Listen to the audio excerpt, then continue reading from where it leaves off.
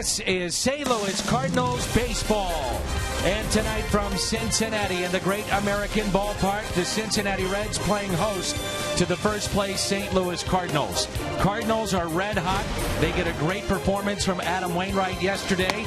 They took 3 of 4 against Milwaukee. Their lead in the Central over the Brewers up to 5 games, 4.5 in front of Pittsburgh. And there's a look at the division leaders left with just over a couple of weeks to go in the regular season. Washington, the Dodgers, and St. Louis. That's Al Hrabosky, the Mad Hungarian. I'm Dan McLaughlin. Welcome to Cardinals baseball. All 4 games right here on Fox Sports Midwest, and it should be an entertaining series. Well, Cincinnati's really had a tough time. They've been besieged from injuries from the first day of spring training. They're not in the standings where they'd like to be, but the Cardinals really must push. They do have a chance for the best record in baseball, and home field advantage would be huge. Shelby Miller will get the call tonight for St. Louis. We'll take a look at Johnny Peralta and Brandon Phillips. How do they tie in? Find out next.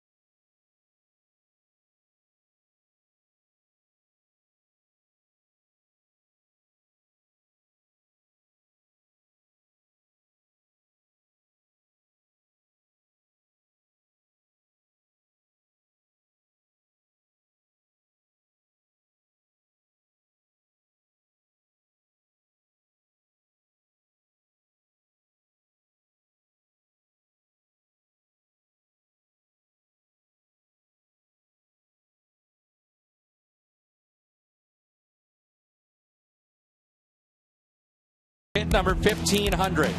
He, along with Brandon Phillips, also picked up hit number 1,500 this season. They are the last 2 to reach that milestone. And interestingly enough, look at their career numbers and the similarities. Brandon Phillips and Johnny Peralta are both in their lineups tonight for their respective clubs, and both will bat 5th. Peralta, Phillips, Cards, Reds. The first of 4 on Fox Sports Midwest is coming up.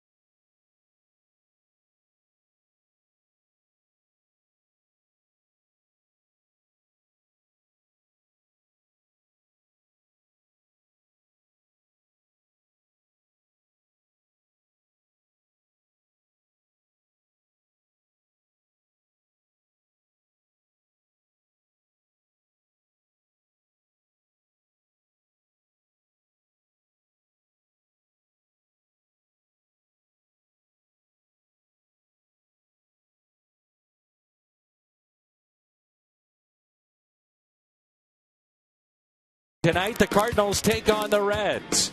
Big slugger Matt Adams is in the lineup tonight. Dramatic home runs at this ballpark last September. Does that continue here in Game 1? Shelby Miller gets the call for St. Louis.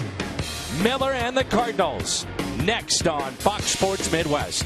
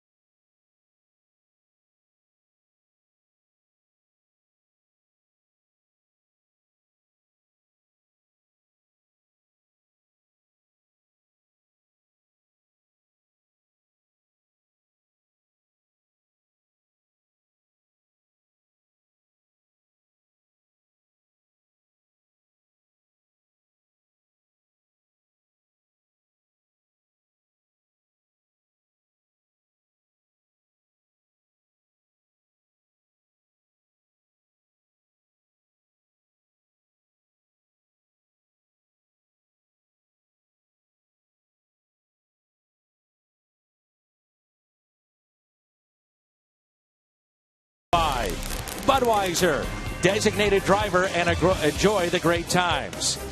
Come in and visit Mid-American Chevy dealers and make your move to Chevrolet today.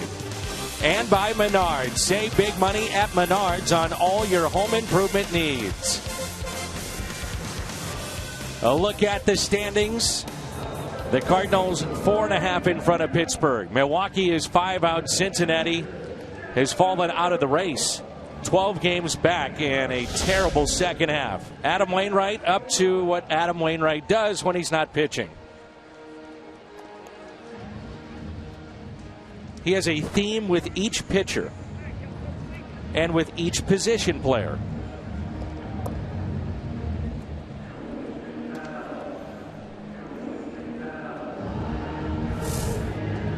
All right, Al, you ready for ours? Get over here. Take the headset off. Let's go. I'm afraid, Dan. I'm afraid. All right, let's take a look at the Cardinals lineup. Matt Carpenter will lead it off, the third baseman. Then John Jay, the Redbird center fielder, batting .315. Matt Holliday. Then Matt Adams, who's hitting .289. Johnny Peralta. Yadier Molina. Oscar Taveras in right field.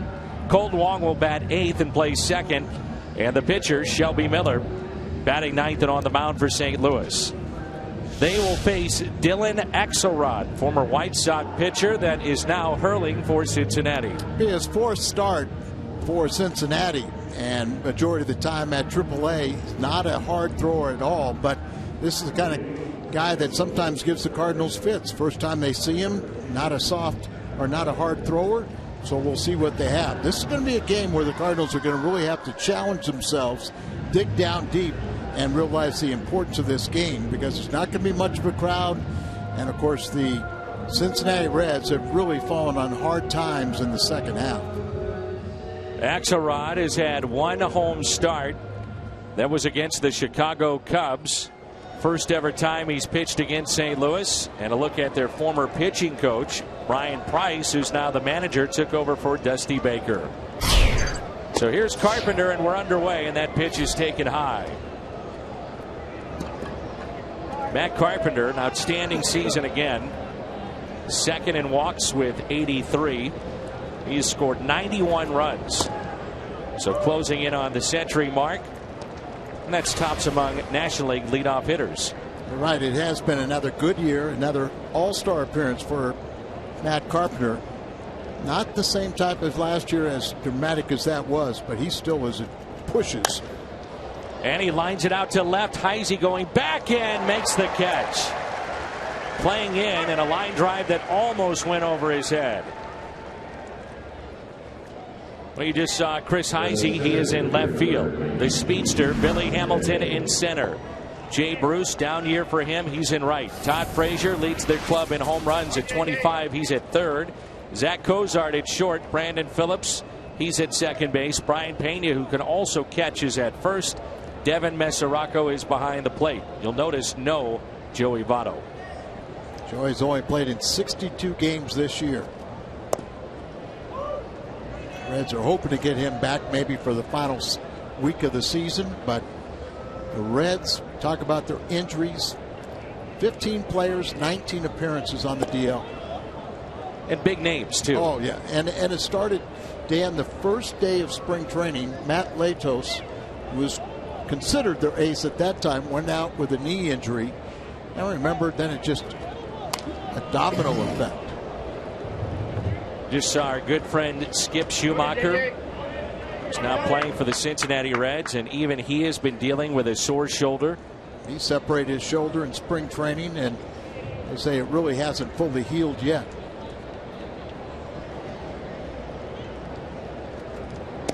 That pitch taken high. John Jay has hit 368 since the All-Star break. That's tops among all National Leaguers, and the count runs to 2-2, and maybe something is wrong here. Axelrod did not look comfortable after that pitch, and they call out Ryan Price and the medical team. The home plate umpire Chris Guccione is out.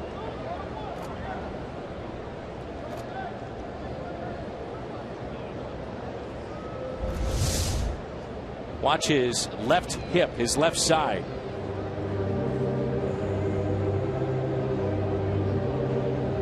Right hip, and well, if there's any time of the year that you could sustain an injury, it would be now with the September call-ups. The Reds did call up 10 different pitchers, including Axelrod.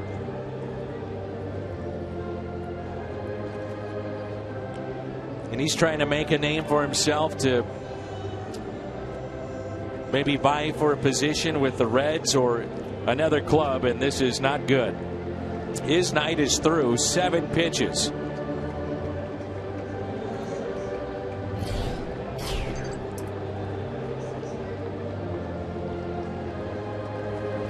David Holmberg, a lefty, coming in.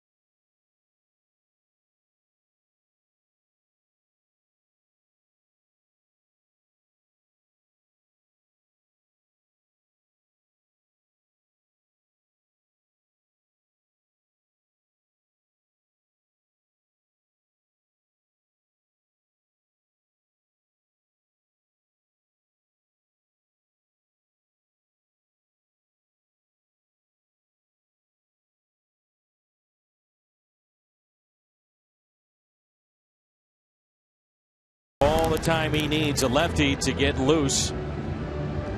It's Heisey, Hamilton, and Bruce in the outfield. And then Frazier, Cozart, Phillips, and Pena along the infield. Mesoraco is behind the plate. Holmberg now on the mound.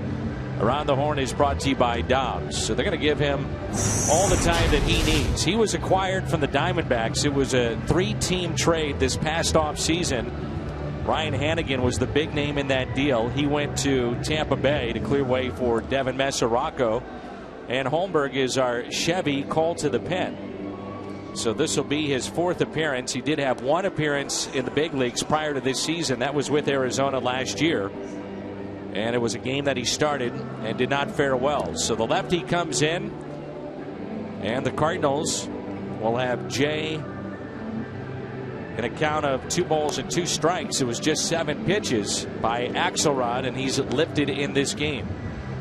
Holmberg is 22 years of age, 6'3", 225.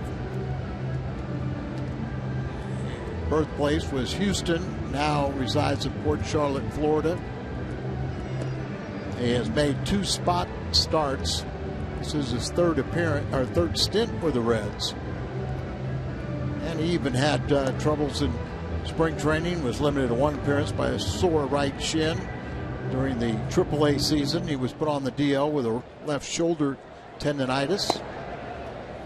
And he says he's good to go. Out to visit with him is Mesoraco. It gives me a chance to wish a little friend of mine a big happy birthday. AJ Percelli. AJ, happy birthday to you, buddy, and I'll see you at the ballpark this weekend. The probables for this series, what's cooking, presented by Farmland Foods. We'll see Leake, Simon, and Cueto. So some pretty good pitching coming at the Cardinals. St. Louis counters with Michael Walker on a pitch count tomorrow around 70-75 pitches. Then John Lackey, who took the loss against Milwaukee over the weekend, and Lance Lynn, who's been outstanding so far this year at 15-8. Cardinals are 9-3 against Cincinnati this year. And Jay, a swing and a miss. He strikes out.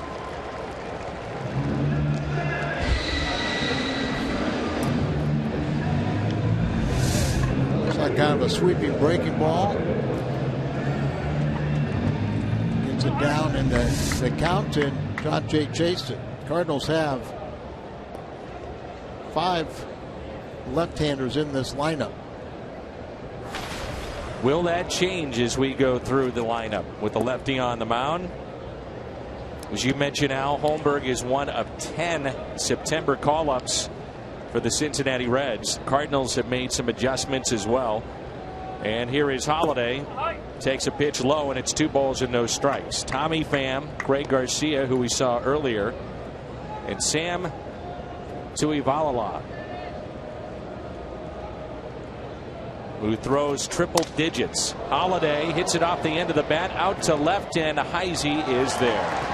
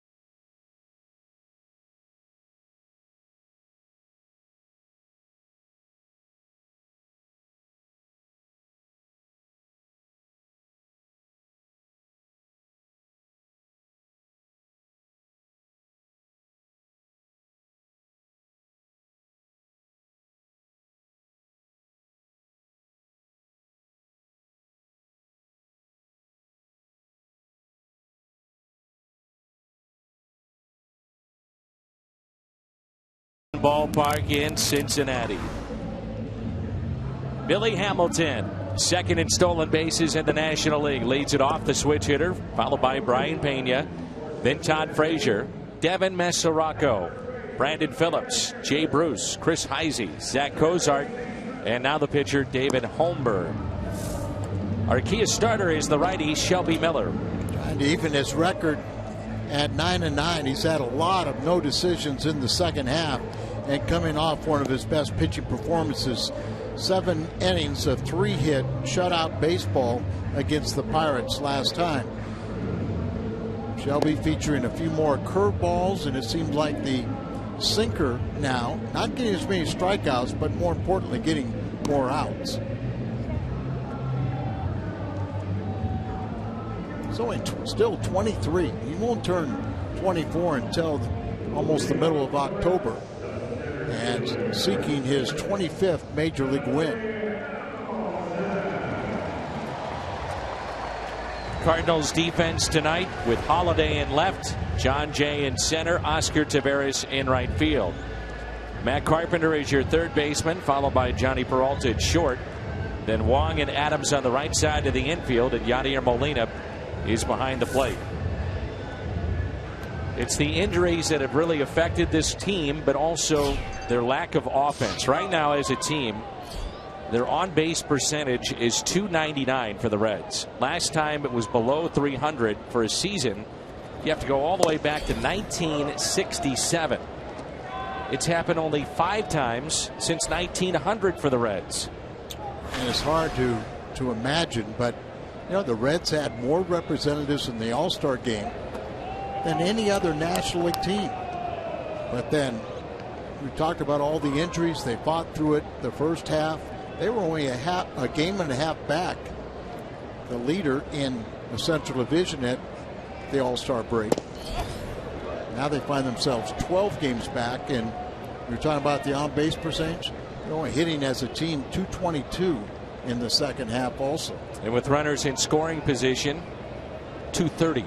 Yeah, it just came out of the break, losing 7 straight games. The 1-2 is right down the middle, and a strikeout of Billy Hamilton. Good start for Shelby Miller. I think this is a real important game for Shelby. You know, you're starting to think about postseason, who lines up, who doesn't. Shelby's had a little trouble, or more trouble on the road than he has at pitching in St. Louis, but I think he's going to benefit from this year, a real learning experience. Everything came pretty easy last year when he won 15 games. It's been a little tougher this year. Here's Brian Pena. We've seen his versatility this year, playing either catcher or first base, as we go back to the strikeout for Shelby Miller, his first of the night. You keep that ball right down there, even if they do swing ground balls. Brian Pena was in a stretch of 3 for 34, and now 4 for his past 7. He's had 42 starts at catcher, and tonight being his 39th at first base. He had never started at first base prior to this year, but because of Joey Votto's issues with his knee, and they want to see him play before this season is through, even if it's the last couple of games, they want to see him play. But because of that, Pena has played more this year than in years past. And he drives it out to deep left, but Holiday, plenty of room. And that's out number 2. And Dan, it's hard to believe, but Joey Votto, who, as we said, has only played in 62 games this year, has 9 more years remaining on his 9 on his current contract with the Reds at very good money. Here's Todd Frazier, only player in Major League Baseball right now with 25 home runs, 73 ribbies, and 19 steals. Adams, great effort, slides near the Reds dugout and just out of room. Good to see the big man hustling like that. Missed a couple games last series, the first 2 games with the mild oblique. He was playing well off the line and never could get there, but not for lack of hustle.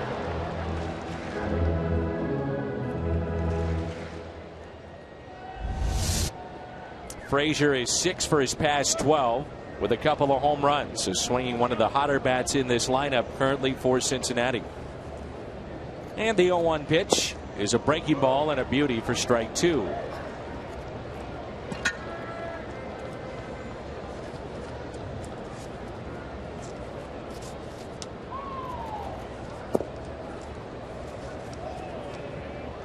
Talked about Shelby incorporating that curveball more.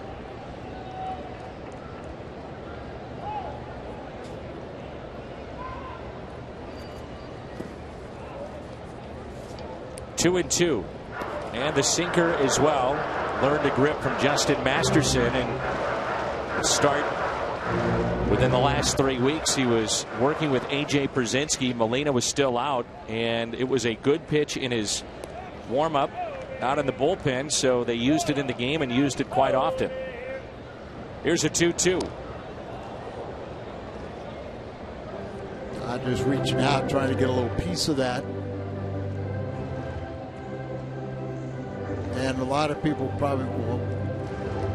That's what you just said is very difficult to do. You know, pick up a grip one day and use it basically the same game. That's hard. But it has helped him. And, you know, when Shelby can throw his fastball down, down, down, and throw that breaking ball, obviously you want it down. But then he has that tremendous ability to the four-seamer up in the zone to get him to chase.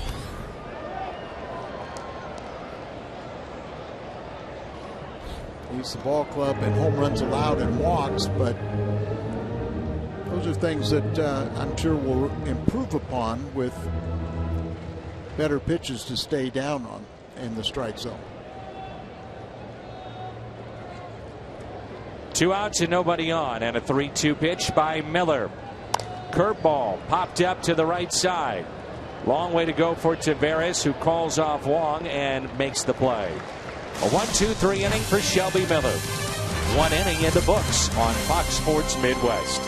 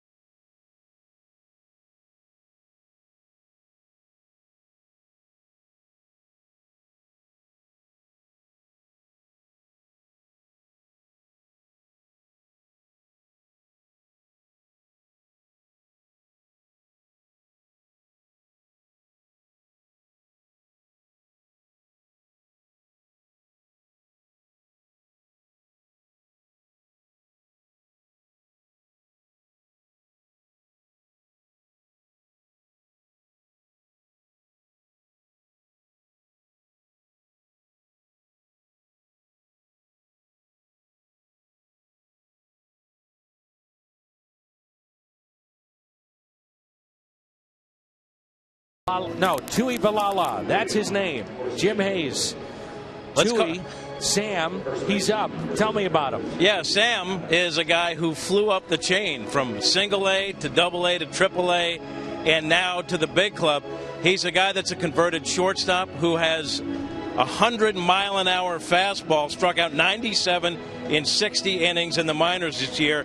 Mike Matheny said of Sam, 100 miles an hour kind of jumps out at you, but he says he's worked very hard on his off-speed stuff, and he's not just a thrower anymore. And he said he's the kind of guy that they can plug in. They just want to find the right situation down the stretch, but they really think he can help them. Well, 100 miles an hour, that'll work here too. Throwing that hard, you got a great potential. Obviously, they think there's a huge upside, so he's here for the stretch run is Adams on the second pitch. Pops it up. to shallow center, and the catch is made by the shortstop, Zach Cozart. We'll get back to Jim in a moment. How about our Toyota keys to the game? Dan, it's so important for the Cardinals to keep the intensity up. You've got to play with an intensity because this is important. We talked a little bit. Cardinals have a chance for the best record in the National League. And then you play the wild card winner of the wild card play-in game. So that's a real advantage if the Cardinals, and not much of an atmosphere. So you really have to kind of trick yourself. You got to push yourself. You got to use little mental games like trying to win the best record in the National League for home field advantage to kind of push you through these type games. 0-1 pitch to Peralta. Jim, let's go back to you. Also, Greg Garcia was called back up, and at some point we'll see the major league debut of a good-looking outfielder. And boys, he paid some dues, and that's Tommy Pham. Yeah, when you say paid some dues, he's been hit hard by injuries, hand injury, shoulder injury, kind of limited his play in the minors. But he really put it together this year at Memphis, hit .324 with 10 homers. He's been a prospect, he's just not been healthy. And he says he's not a finished product right now. He says he's still finding the balance between hitting for average and driving the ball. But Mike Matheny really likes A, the speed, B, the defensive Pham. And Mike Matheny says this is a guy who has worked and stayed with it and deserves the opportunity he's getting, Dan. With all the outfielders, though, Jim, where does he fit in at some point in time as you get a look at Molina? Well, Mike is talking about just finding the right situation to get these young guys a little exposure, but he did mention he likes him as a defensive replacement, at least in the early going, Dan. That's hit out of play off the bat of Yadier Molina. 1 ball and 1 strike. In my mind, just bringing these kids up, not even if they don't even make an appearance, finding the atmosphere. And a ground ball to Phillips off the bat of Molina. See how the other teammates, how they handle the big leagues, and learn from them.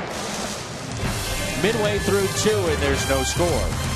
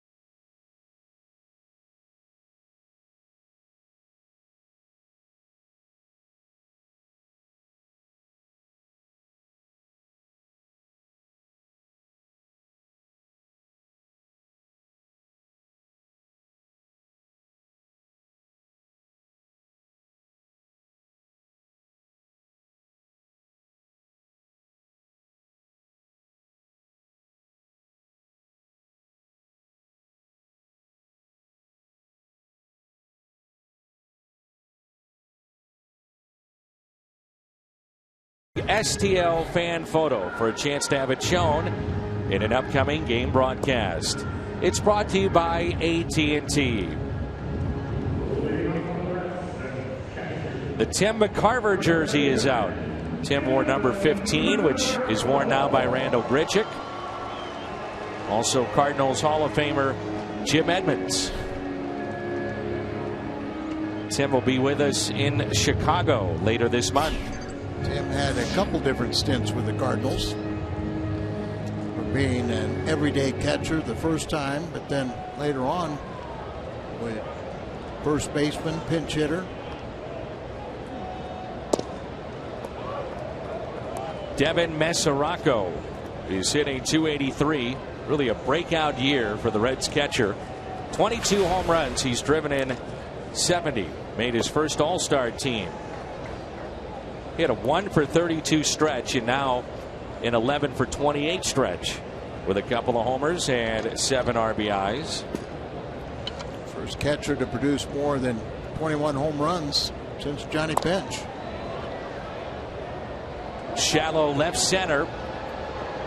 And this will be John Jay, who is there. But when you make moves, there has to be some counter moves as well because of the 40-man roster. And to make room for the 3 that Jim talked about, the Cardinals designated Audrey Perez and also Rafael Ortega for assignment.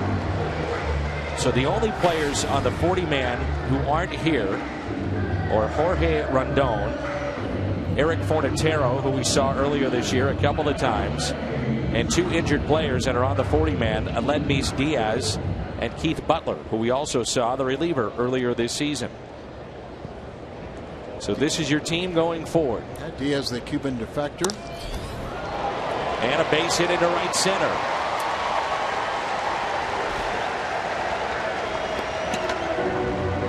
Brandon Phillips is aboard in the first hit and base runner for Cincinnati.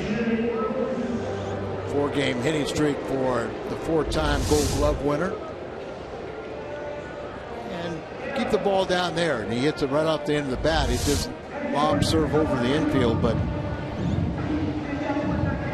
not going to get too hurt by that. Jay Bruce, 30 home runs and 109 RBIs last year.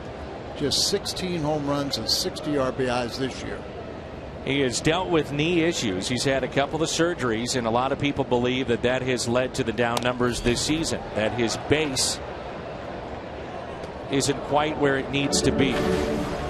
But to his credit, he's in there every day. Along those lines, you know, he had the surgery.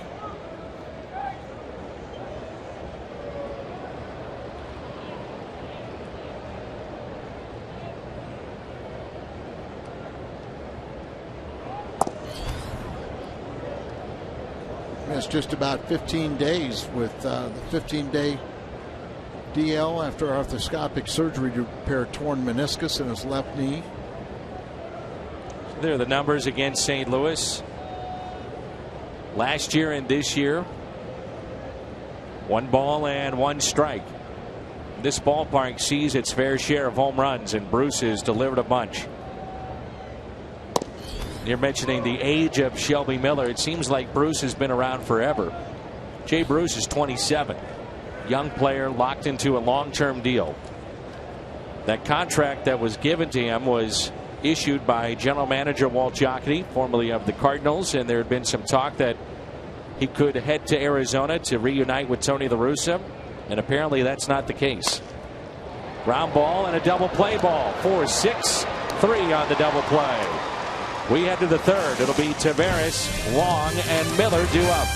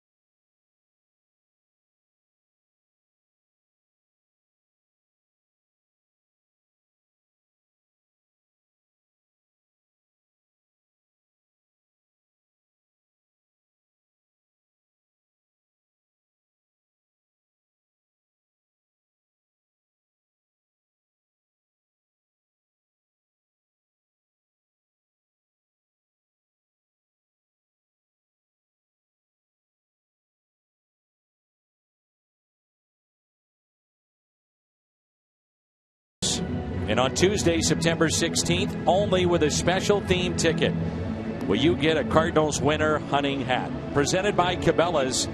Perfect for your hunting trips this offseason. The Drury brothers will be part of a special Q&A before the game. Should be a fun night. Cardinals.com/theme. That's a week from tomorrow, as Oscar Taveras will dig in for the first time tonight.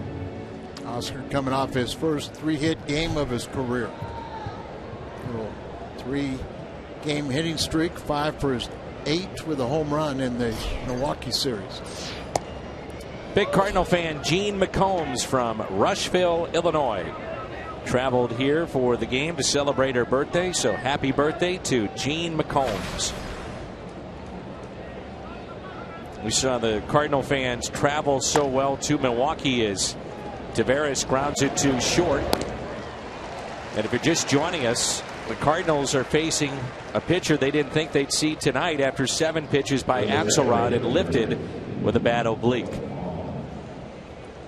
So look at the National League standings and how things have changed. Look at this. This is a month ago.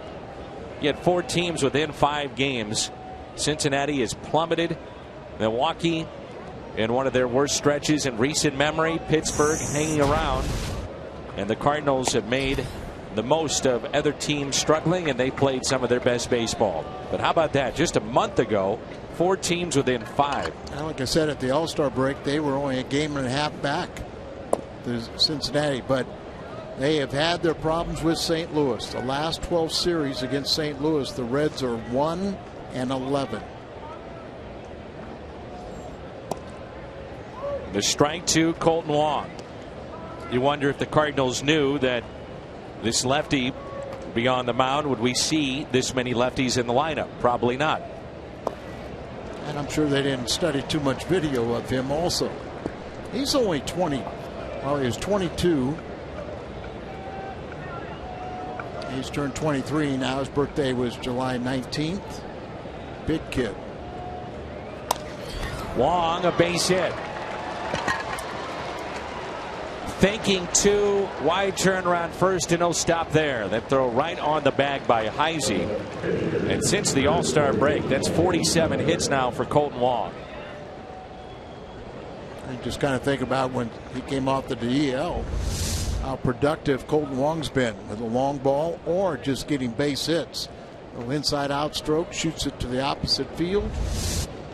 Thought about 2, but decided he better hold up. See if Shelby, who really has matured as a hitter. Last year, a non-factor. This year, he's got the second most hits on the pitching staff to Wainwright and the most sacrifice bunts. Yeah, it's what he does here, bunting, that has caught my attention. 10 sacrifices, most among the Cardinals. But last year as a hitter, only 4 hits for the entire season. He has 8 this season.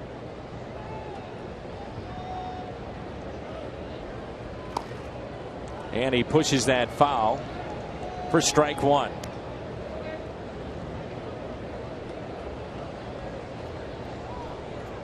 Shelby has driven in 3 this year, 5 in his career.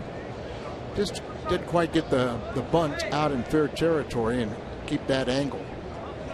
Seems like every ball game over the weekend we're talking about run differential. The Cardinals are now on the positive side of run differential for the first time since the 7th of August.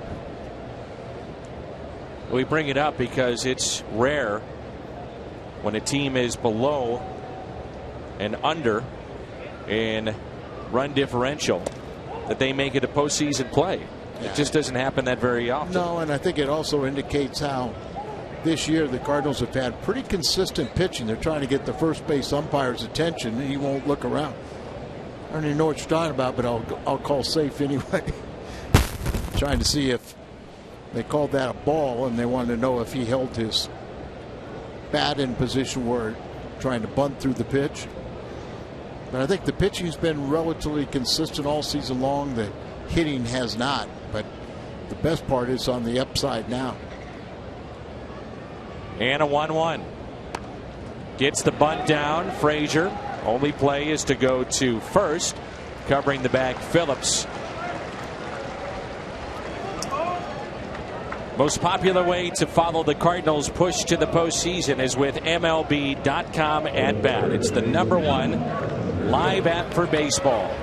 Enjoy your look-ins, replay reviews, scores, radio broadcasts, all the highlights.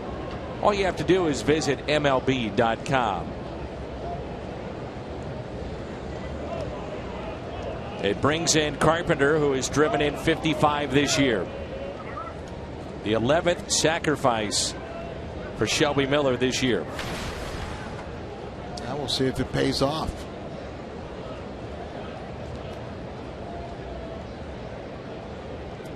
Good speed at second base. Inside to Carpenter, who did face tonight's starter Dylan Axelrod and lined out to left, and it almost went over the head of Chris Heisey. The Reds are very, very good defensive ball club. They've committed the fewest errors, only 64 on the season. And whether Heisey or Ludwig are out there and left, neither one of them have committed an error this year.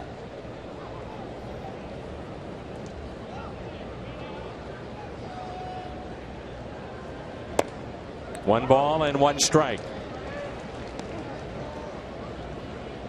And there's another pitcher like Axelrod. I mean, that really doesn't throw hard. You know, really topping out about 88, 89 with his fastball.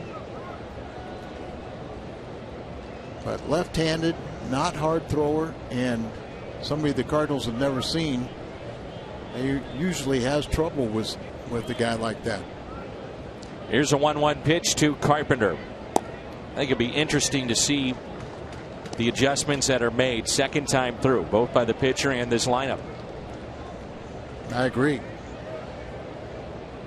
Come in with a record of 0-1 and a 15.63 ERA. Carpenter is hitting .299 this year with runners in scoring position. Outfield is shallow. That ball is in the dirt. John Jay has an interesting way of getting loose when he's on deck.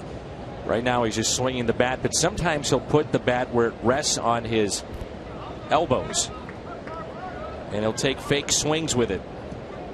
He says it's to calm the hands. Remember the helicopter hands that he spoke of earlier? He was just doing that a moment ago.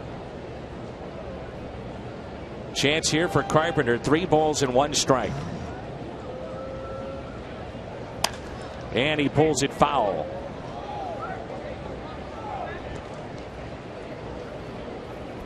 Just watching this lefty, I think second time through, the Cardinals could have some pretty good success. I would think so. And I mean, it just doesn't look like he has anything to get by you. But you have to have some guts to be pitching here at the major league level with his velocity. And usually a guy with this type of velocity, they have a great changeup or some type of pitch that allows them to get to this level. And we haven't seen it yet. No. 3-2 pitch to Carpenter. Bounce to the right side, kept in front by Pena. Race to the bag, and he is out.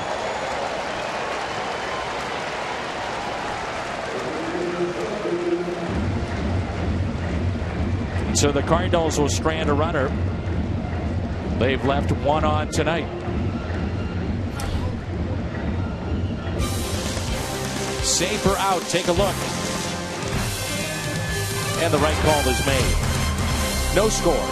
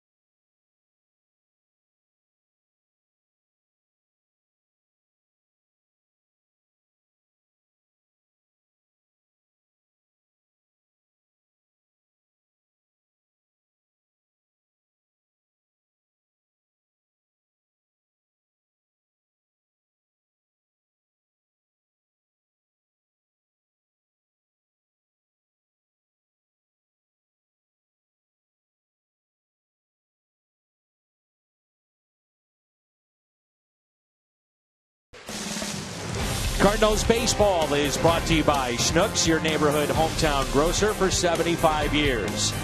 And by the makers of 5-Hour Energy. The Robley Bridge, which connects Cincinnati to northern Kentucky. And a beautiful night for baseball so far. We move to the home half of the third, and there's no score.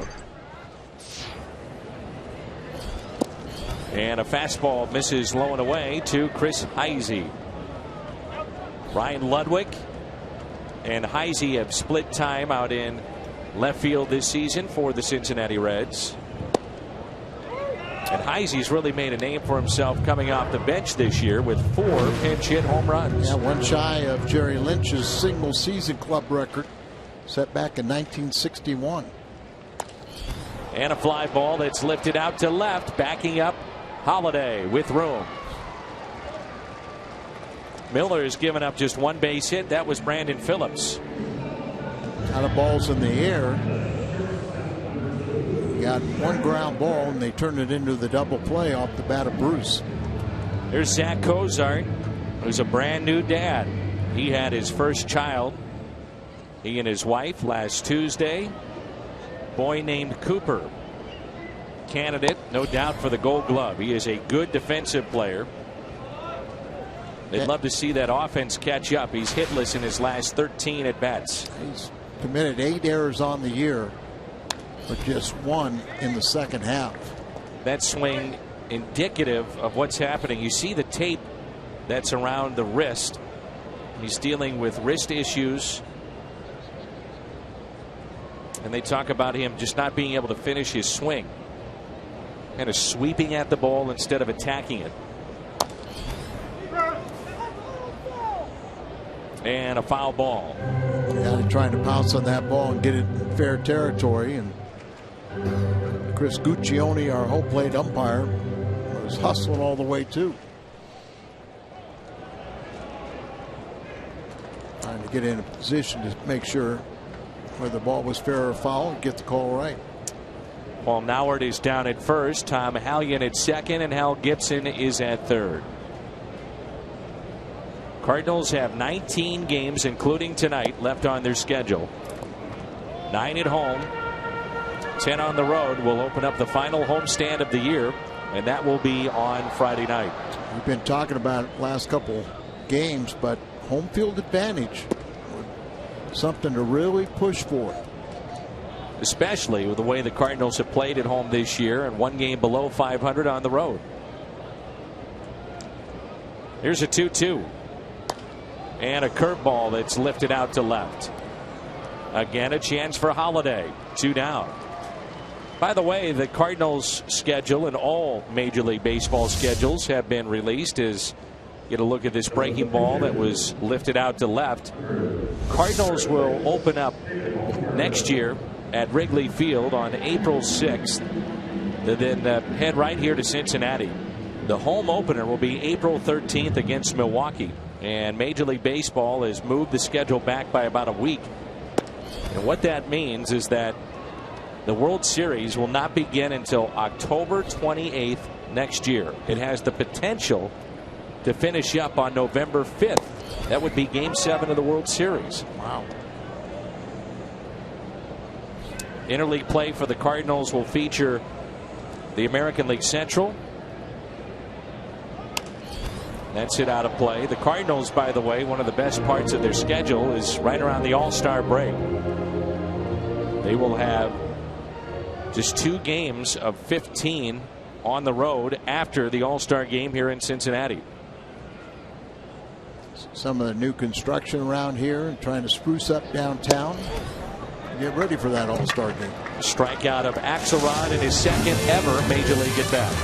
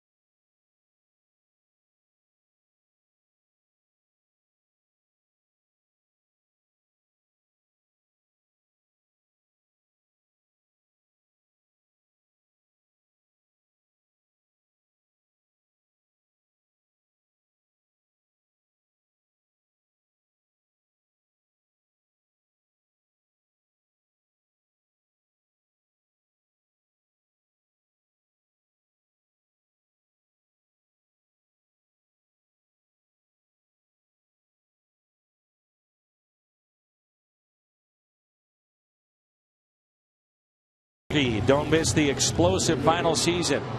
Premiering Tuesday, September 9th, only on FX.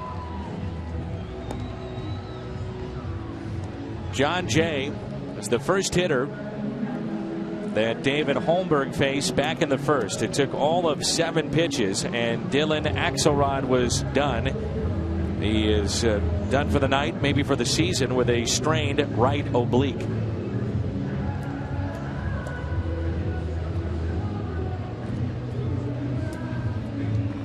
These are two of the better teams in terms of defensive runs saved. Sabermetrics. Talk about the Cardinals and a much improved defense this year. The Orioles, the Reds, the A's, and the Boston Red Sox. I don't think there's any doubt defensively this team has been better than they played a year ago. Yeah, and I think, in Cincinnati, you're always going to see a good defensive ball club. But St. Louis last year was a bit deceiving. They committed very few errors, but they were not a good defensive club. They had very little range. So this year they are much improved. This year they're saving runs. Last year they had a negative, even with the few amount of errors. What that is, it's a measure, the number of runs a player saved or cost their team relates to the defense of an average player.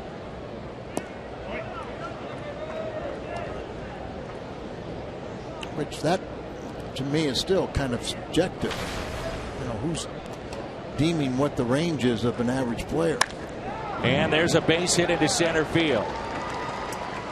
Hamilton backing up a step or two and back into the infield. And here we go. Second time through. Jay, a base hit into center.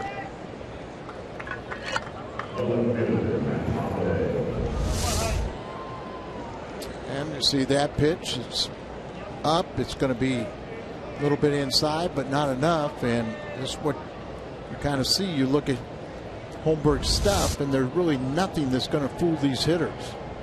So if he throws strikes, you'll see some hard hit balls, you would think.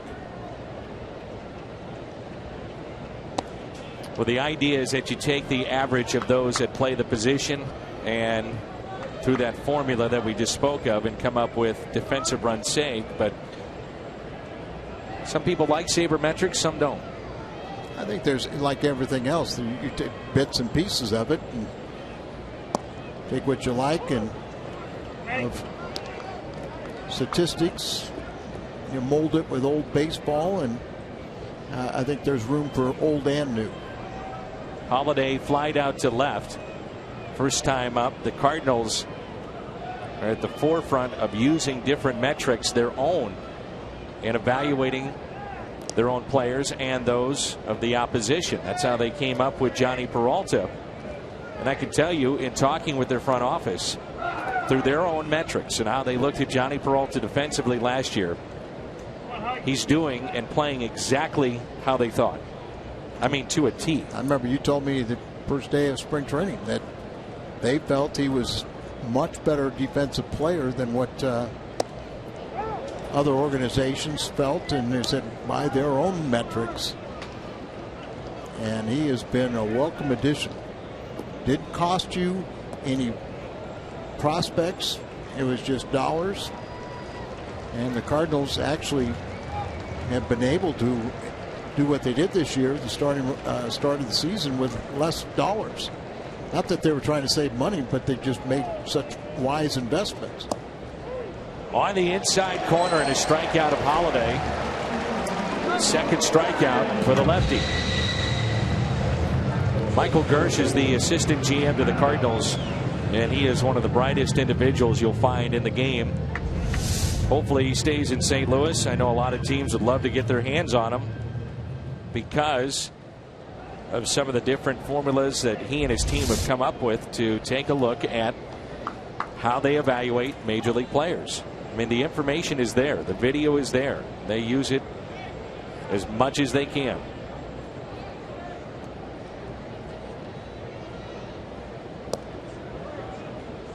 By the way, Peralta 9th in baseball in defensive runs saved for any player.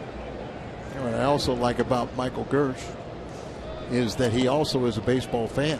Some of the guys that have been hired from Ivy League schools and really all they do is sit and make the analysis and everything, but they really don't even like the game of baseball. Won't watch it. Michael Gersh actually came up with a formula and a study evaluating a draft and sent it all over Major League Baseball. He was an analyst at a company in Chicago, well educated. And one of the answers he got was from John Mozeliak, who at the time was the assistant GM, and said, you need to tinker with this, but you're onto something. And that's how he came to St. Louis for a lot less money, but because he loved the game, he wanted to take a chance, and he did so. Back in safely is Jay. It's an incredibly interesting story. And now here he is on the cusp of being a big league GM someday, somewhere. See, take that secondary lead, but John Jay looking in, aware that he had to get back to the bag and gets ahead of the tag. Stan Kasten was now with the Dodgers, but after he graduated, he was well educated also, but he was such a big baseball fan, he went on a tour of all the baseball cities and happened to be in St. Louis when the Atlanta Braves were there, and Ted Turner, somehow I got to meet him, and then he was one-time president of the Braves and the Hawks, working for Ted Turner, just because of that being smart, kind of a little bit ahead of the game, and just being a great baseball fan. And the Dodgers, with the new leadership and the new ownership, really have reached back out to that fan base and re-engaged them. Sure. Re-energized them. Winning will do that. Spending money will do that. But a lot of little things they've done too along the way. And a walk to Adams. Cardinals have received their first walk tonight, and that's rare when Matt Adams draws a walk. I'm sure that's something he'll work on this winter and realize that he could put himself in some better hitting counts, showing a little more patience like a Carpenter, and also that on-base percentage by a few more walks. Don't want to stop the aggressiveness, but be smart with it.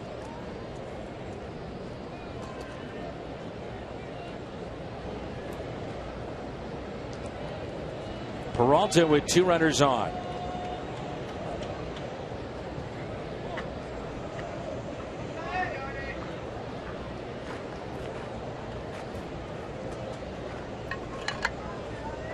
Fly to center his first time up. That nearly was to the backstop, and this may bring out a visit also from the dugout. We'll see. But you can see right now that Holmberg is starting to lose it. And maybe it's the best thing for him. A young pitcher trying to make an impression and thrust into a game. He's not sleeping on it, thinking about waking up and making the start. It's just, here you go. You've done it all your life. Now go try to do it now. There are a bunch of guys that had to go to the bullpen because they just couldn't, and we're not making any comparison with Holmberg, but along your lines, that they were just too nervous every 5th day trying to make that start. I know guys in the Hall of Fame that when he was a starting pitcher, they had to tell him you're not in the rotation. You're not in the rotation, but just somehow every 5th day, somebody got hurt, so he had to pitch. Now, wait a minute. How many years did this guy pitch in the big leagues? 20 plus. When they didn't tell him he was in the rotation? Went early. He made his Hall of Fame career eventually in the bullpen as a closer. But when early in his career, when he was a starter and he won about 100 games as a starter, he was just so nervous. Can I take a stab at it? No. You won't let me? No. You got it right. Well, it's got to be a guy that likes facial hair because you're a facial hair fanatic. So I'm thinking handlebar mustache. Possibly. Peralta hitting just .217 with runners in scoring position. And that pitch is high. And it's 3-1. And of course, now hitters start getting into hitters counts, and when you really don't have a pitch that you can really throw by major league hitters and you're pitching behind the count, look out.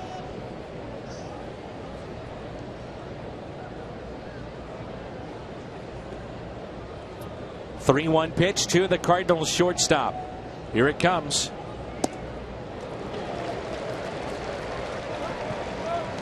Got to swing at strikes, though. You get over anxious thinking you're going to get it, but Axelrod, who was supposed to start, he got hurt, and so Holmberg's out there. Neither one of them really have the ability to throw a ball by major league hitters, but their velocity is almost below the comfort zone of big league hitters.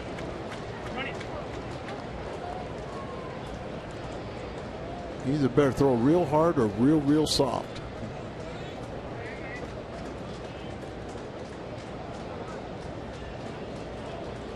Runners go, and the pitch is taken for a ball inside, and the bases are loaded.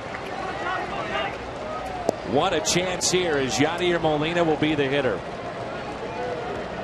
And I believe it was right here in this ballpark. Yadi got his first career grand slam on opening day a couple years ago. Jeff Pico, pitching coach, Rob to talk.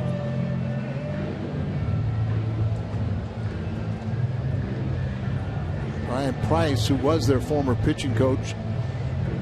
I think the Seattle Mariners were about to name him the manager. So the Reds, all the Reds pitchers thought so highly of Brian Price that kind of that if they're going to hire him a manager, maybe it's good for us because we don't want to lose him.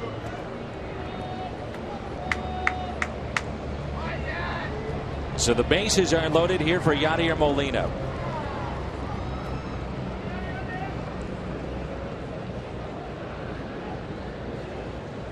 Only one out. First pitch to him.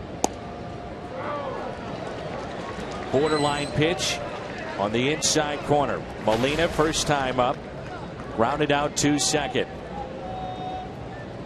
Owns 3 grand slams, and this year 4 for 13 in this spot.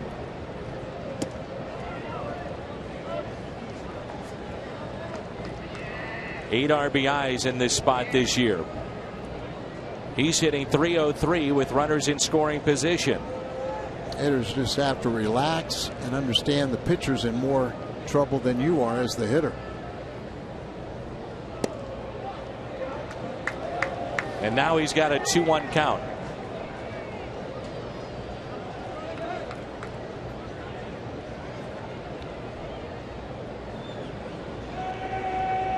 .333 average.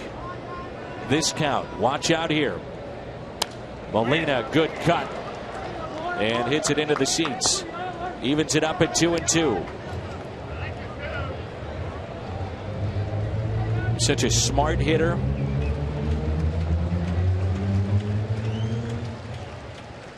Understands the situation here with the bases loaded and a chance to grab an early lead. Outfield straight away. On the inside corner, and he struck him out.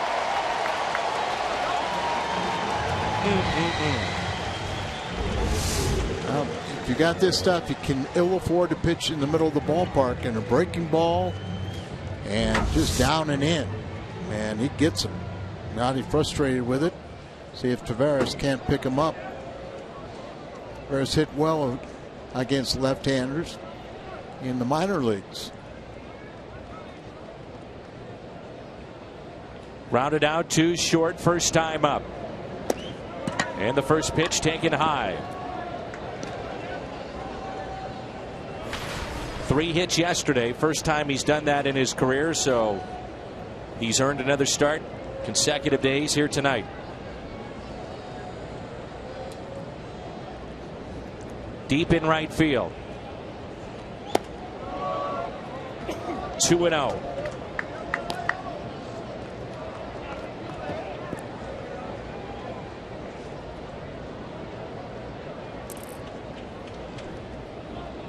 Taveras has been in this spot more than you think, and he's hit just 143 with the bases loaded.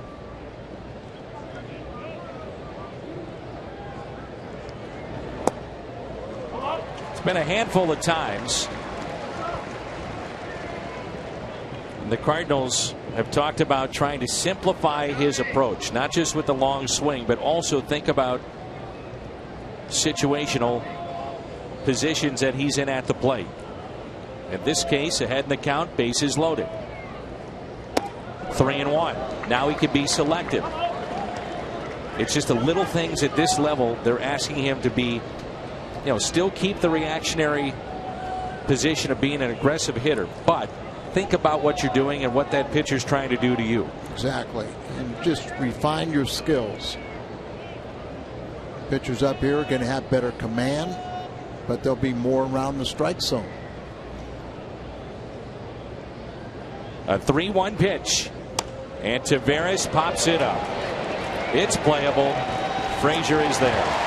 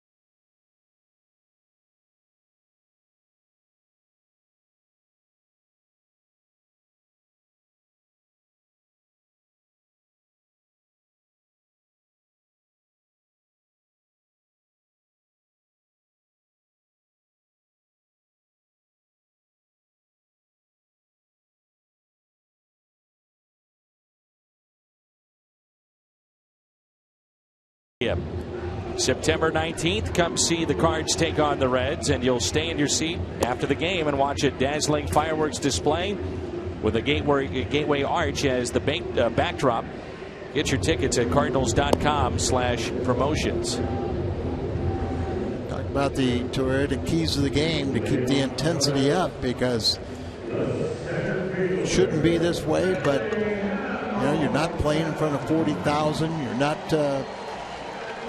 you're not playing a team that has something else to play for. All they want to knock you off and put a feather in their cap, but you really have to create the need, the intensity, keep that level up in your own mind. Billy Hamilton will turn 24 tomorrow. 55 steals. He's been caught, surprisingly, 21 times. D. Gordon leads the National League in stolen bases with 58. Second baseman of the Dodgers. But it's hard to be another position player to beat him out for Rookie of the Year. Leads in almost every statistical category. And he chops it to the right side. Gloved by Adams. And you will not go around or through Matt Adams. Tell Matt fielded that ball and knew that maybe the only chance he was going to have was he's going to have to get it and tag it, because of the speed of Billy Hamilton, and got to it quickly and stepped over and got in the baseline.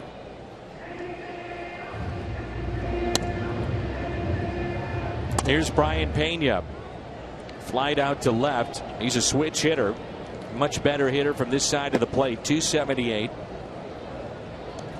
197 from the right side.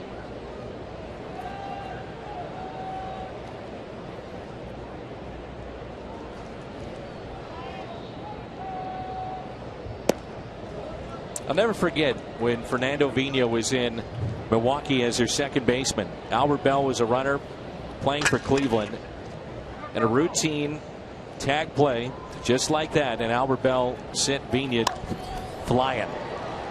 shallow center, and there's John Jay 2 away. Remember the play I'm talking about? I remember exactly. And like you said, it wasn't simple contact. Get out of the way. It's almost like thinking he was a running back going right through a linebacker. Take away what you may think of Albert Bell and just look at him from a numbers perspective. He was an unbelievable player. He was, and I think I finally felt like a member of the media one day when he was playing with the White Sox, and he didn't like members of the media or anything like this, but he and I were the only guys in the locker room, and wasn't ever going to get in a long conversation, but I said hello to him and was totally ignored. Felt like, yep, I'm there. Al, you weren't the only one. It's a long list. Easy inning for Miller. We head to inning number 5.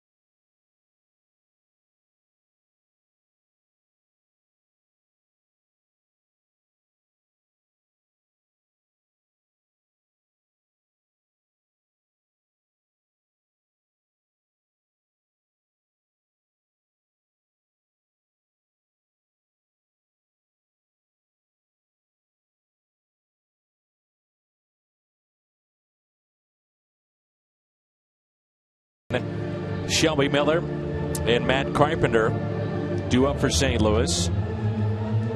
Mike Schultz is the Double-A manager, and their season is over, so now he's with us. And there's a look at Mike, who is a really smart baseball man, and many believe, and he does too, a baseball lifer, and a guy that'll be in this game for a number of years. But you think about the success of the young players that have come up, and he's had a hand in most of them, as the Cardinals roster is filled with homegrown players. And I was talking to Mike before the game about Tui Vilala, Sam. I'm going to start calling him Tui.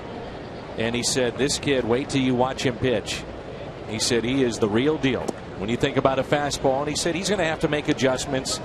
They believe his off-speed stuff is a work in progress, but getting much better. And when they brought him in, and Tui pitched at 3 different levels this year, as Jim told you. He was the 106th player taken in 2010 out of his high school from San Mateo, California. Pitched at Palm Beach, Springfield, and Memphis this year. But he was looked at, as Wong grounds it to first, as a position player and a pitcher. And he said, when you see this kid pitch, he can make an impact in my mind right now at this level. He's that good. And think about this, Al. He arrived in Memphis, did Tui, less than 10 days ago. So his stop at AAA was brief, and here he is in the big leagues. Well, I think it's great. And one of the things I thought about him is here he's a converted shortstop. And we were talking about the Chicago Cubs and all the shortstops they're stockpiling. Well, if you get a great athlete who's got a great arm, you can. Just because they're playing shortstop when you sign doesn't mean that that's where they're going to end up. And so you can get those guys that can move around and be an impact player at other positions. Tommy Pham is also, for those that don't know, a converted shortstop, good athlete, now playing the outfield. Right. That's you hear a lot of that. It's easy for an infielder to go to the outfield. But what Schumacher did a couple years ago, going from the outfield to the infield, the middle infield, is very difficult. But for an infielder to go to the outfielder, it's pretty easy. Remember Hamilton, shortstop. Fourth strikeout for the lefty. Pennant race is heating up September 16th through the 18th. Cardinals take on the Brewers, so don't miss your chance to see these two teams go head-to-head in a Central Division showdown. And seats are still available at Cardinals.com. Yeah, but get your seats now because they are going fast. Tommy Pham, 496th player, taken in 2006. So this has been a long time. He's paid his dues to get here out of Durango High School in Las Vegas. Hit .324 in the PCL. And he's dealt, as Jim told us in his report, but he has dealt with all kinds of injuries, and I'm excited to watch him play. Well, at some point you say the Cardinals should get to this lefty, and then you say let's give the lefty some credit. And right now give David Holmberg some credit here. He's pitched well. Only allowed 2 hits and 2 walks.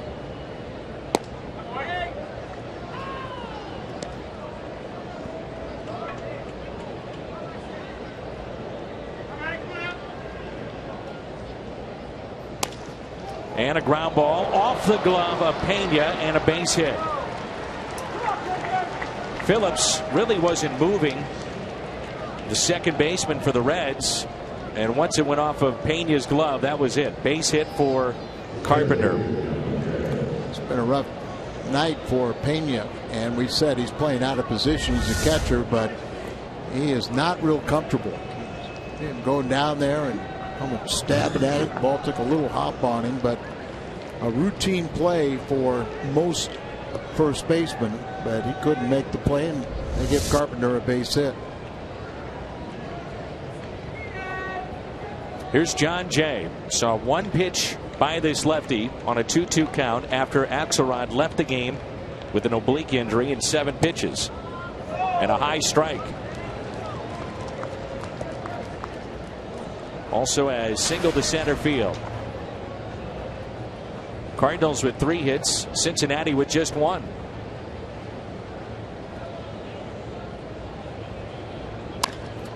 Chop to second. This should do it. Phillips, that's automatic, puts it away. Shelby Miller back to work when we come back.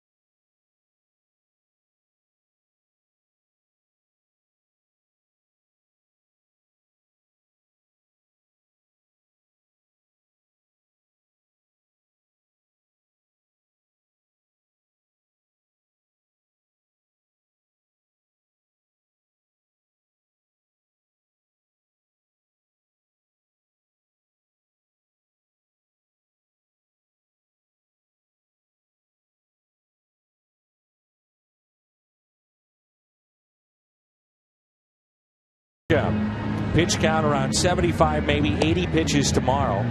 And he'll go against Mike Leake, who is 10-11. Michael Wacha, 3 innings.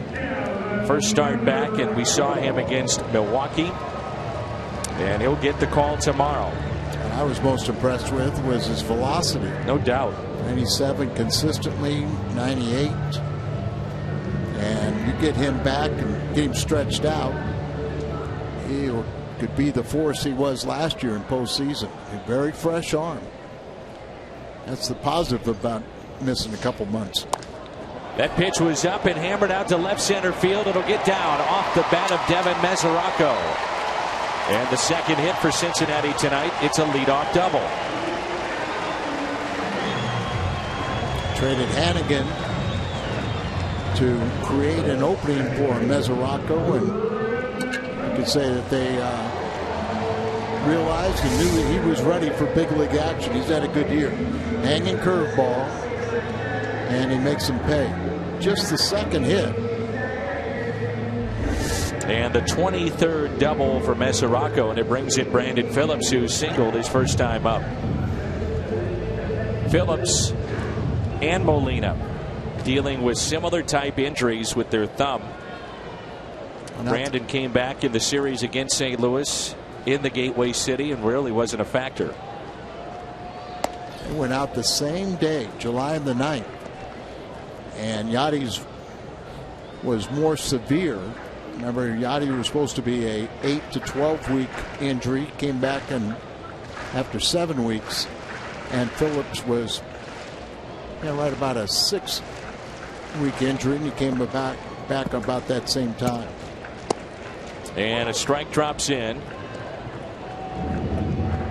Interesting to see him showing bunt, and it may give you an indication of how he feels swinging the bat. You know, you got a runner in scoring position with Brandon Phillips up. I want to see him swing the bat, but if he's not swinging it well, we'll try to advance the runner. He's hitting .284 with runners in scoring position. And a ground ball hit left side. Carpenter looks back the runner, and a key first out for Shelby Miller. And couldn't advance the runner, so really a key out against a very tough hitter. Hey, Bruce hit into a double play the first time up.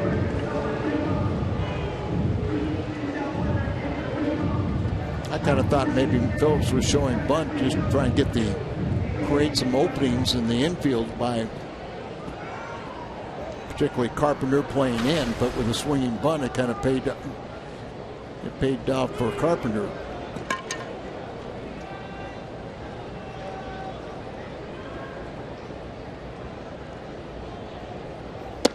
Tough year for Bruce. Power numbers are way down.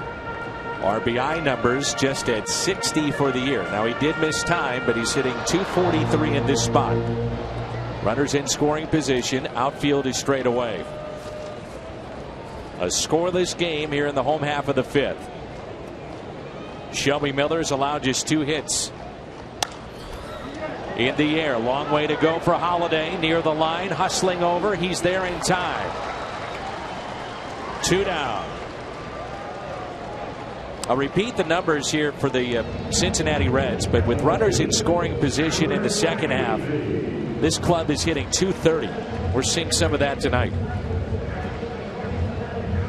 This is the guy you got to be careful with. You got 2 outs. You got Cozart on deck. Heisey, as you mentioned, 4 pinch hit home runs this year. He's got 8 on the season. You don't want to hang a breaking ball to him.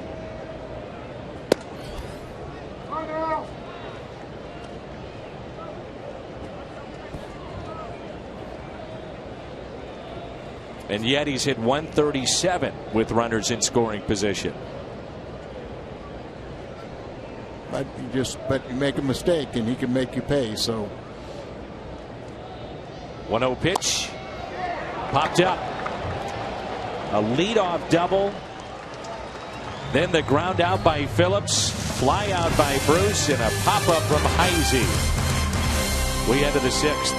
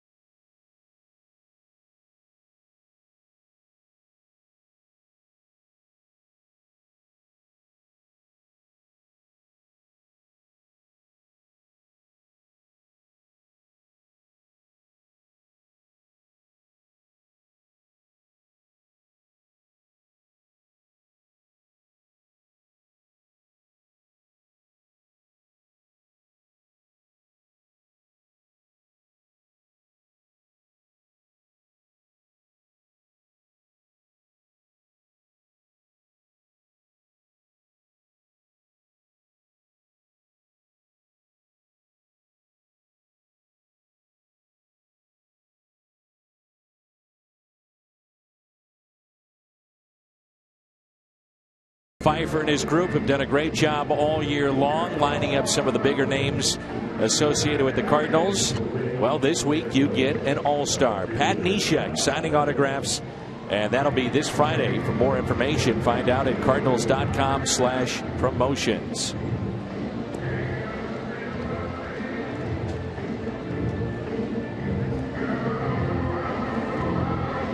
So the lefty, Holmberg, still in the game. And the Cardinals have had opportunities.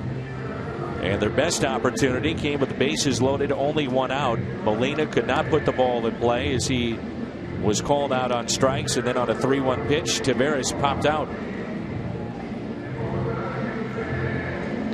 Jocketty, is a lot of rumors circulating around baseball that he would leave here and go to Arizona, be reunited with Tony La Russa, and finally Walt has come out and said there's no truth to that. I'm staying here. I'm happy here with the Reds. And you know that affects more than just one guy, you know, because there's Holiday, a base hit into left.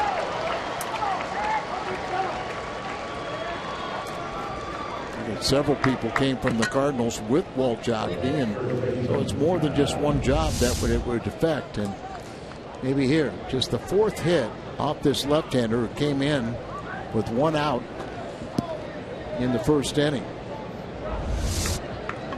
All four hits by the Cardinals have been singles. The job John Mozeliak has done is second to none right now in baseball. I mean, with everything, the major league club, what's going on in the minor leagues. And you know, I think, and I mean this sincerely, that the Cardinals have the best ownership group in baseball. Under Bill DeWitt Jr., you know, they're fiscally responsible.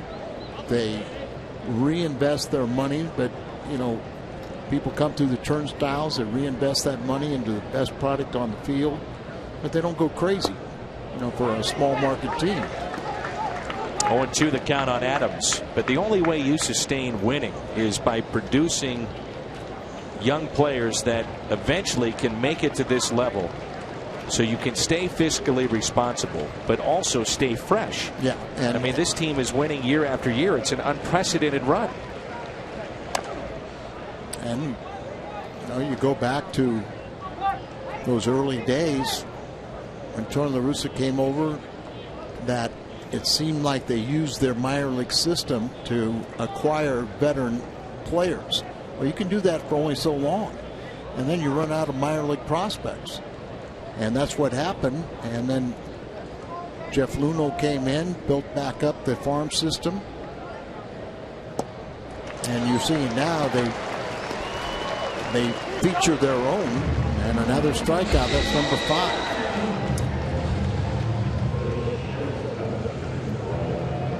How many homegrown players do the Cardinals have? And I think another key, Dan, is the Cardinals, as they're developing in the minor leagues, they're also winning championships. When these guys come up to the big leagues where you have a great history of winning, but they expect that winning to continue when they get here. One out and a runner at first. Short lead there by Holiday. The pitch is taken inside by Johnny Peralta. How many times we talk about other organizations say they got a lot of great players, but they're going to have to learn how to win.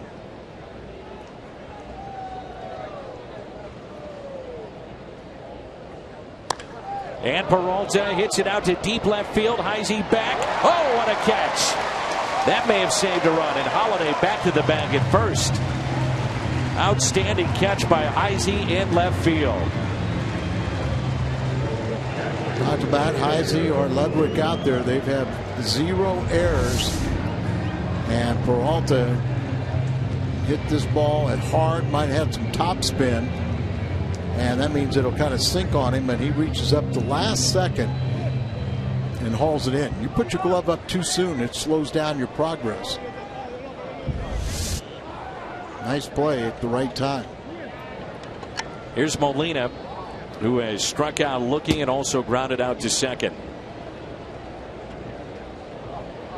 Outfield is straight away.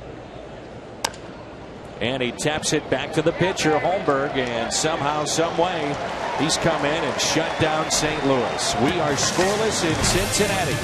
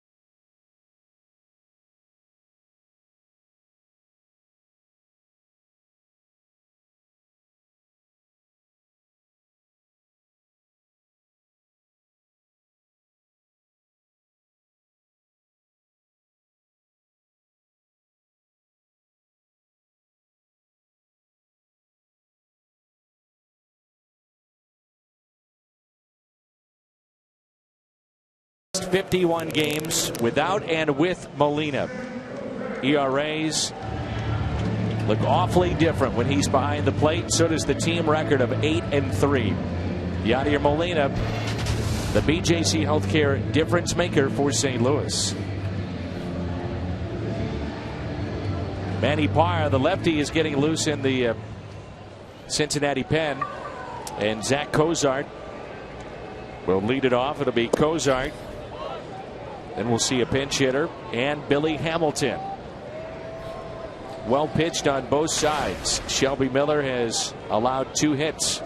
Ramon Santiago, a switch hitter, on deck. Popped into shallow left and calling for it, Peralta. He has it for the out. And now he's being called back.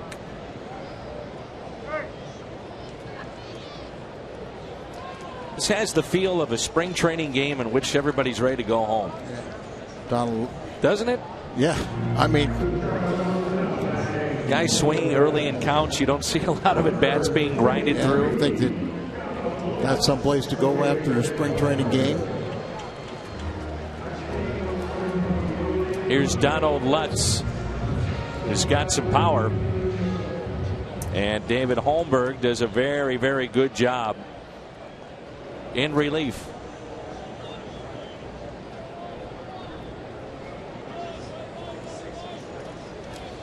Surprised us, but you're right. Holmberg did an outstanding job.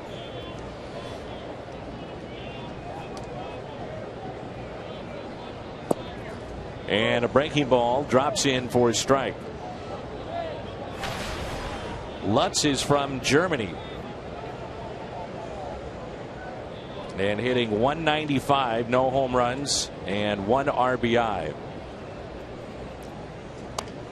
Been up taps it foul. Been up 3 different times. 1 for 8 in this September, but he's made 5 starts at first base, 4 in left field, and 1 at DH. Louisville, 336 or 330. Excuse me, 236. 6 home runs.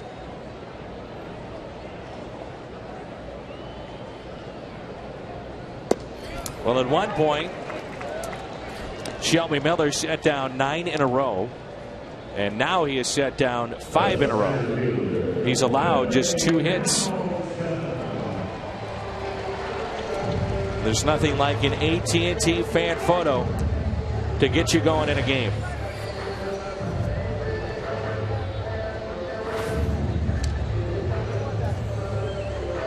So with 2 outs, nobody on, Billy Hamilton will be the hitter. Shall be 3 strikeouts, but more importantly, no walks. Hamilton drops down a bunt, but with plenty of time, it's Miller, and a 1-2-3 inning. 6 in a row. We head to the 7th.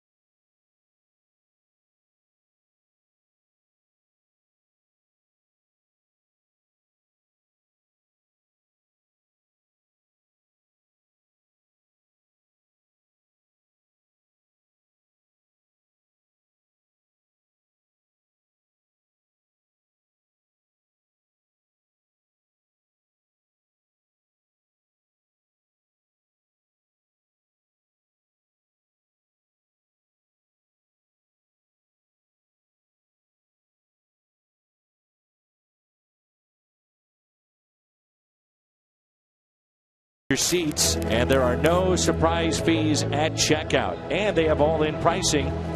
So StubHub, home or road, is your ticket to upgrades and more.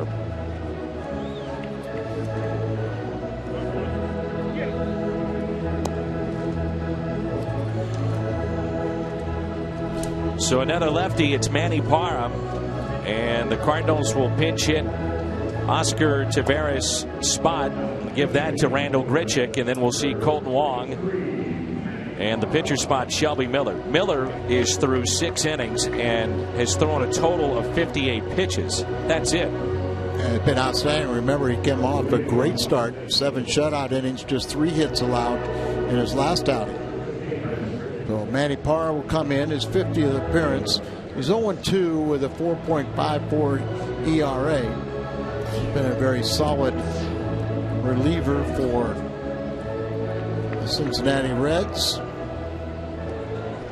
Gone on long enough, but got all these position players. You make your switches now. You didn't want to do it back in the first. Randall Grichuk is vying for playing time, and Peter Borges as well. And now Tommy Pham up, so some pretty good young-looking outfielders and options for the Cardinals down the stretch. Here's an 0-1. Grichuk has hit in 6 of the 8 games since his return, 8 for 21 with 3 pinch hits. He had 25 home runs at Memphis, and he hit 325 off of left-handed pitching. Here's a 1-1 pitch.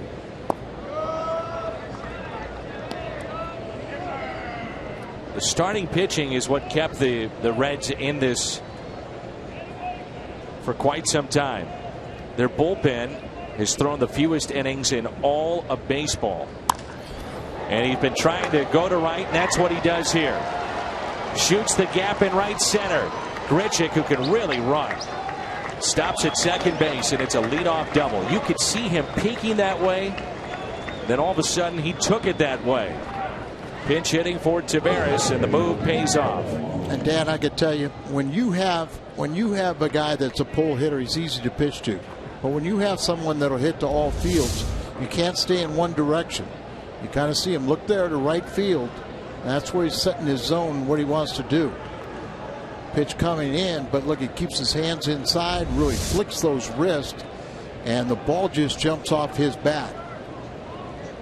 Be interesting how the Reds want to play this. First base open, and then Shelby Miller is up. And I say that because you could pinch hit for Shelby Miller if you're the Cardinals, but he's only at 58 pitches. You know, if you bunt here, you waste an out with Wong. So there's a lot of different moving parts to this situation. Yeah, and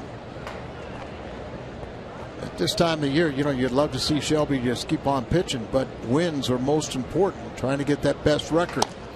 Hits it left side. Cozart only plays to go to third. That's not in time. He had no chance to get Colton Wong. His momentum taking him towards the third base side.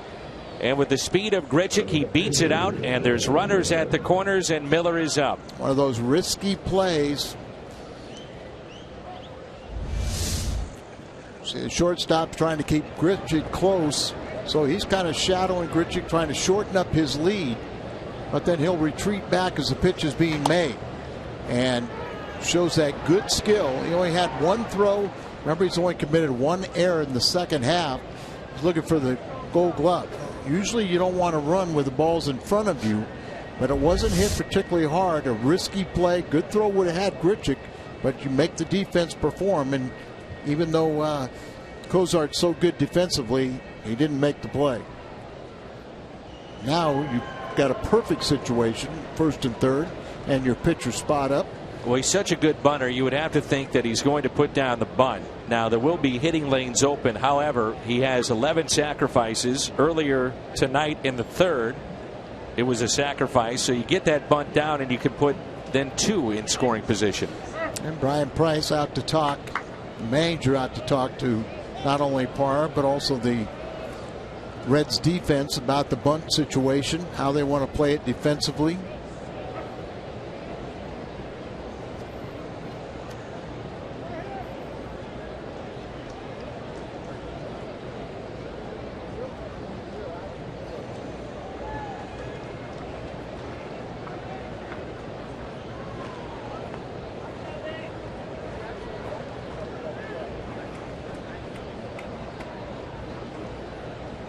Colton Wong to steal the base and don't waste an out.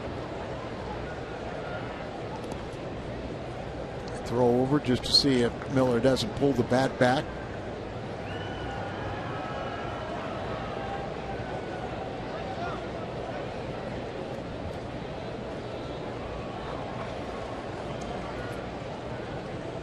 First pitch to Shelby Miller, showing bunt.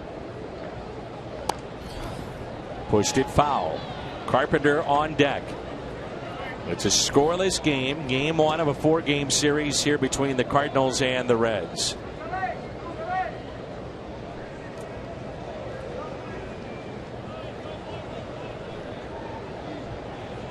Frazier, third baseman, playing even with a cut, trying to keep Grichuk from getting too big a lead also.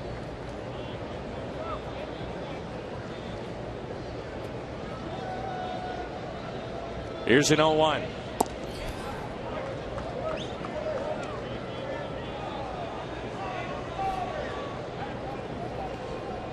If you're going to bunt, you want to bunt it down the third base line.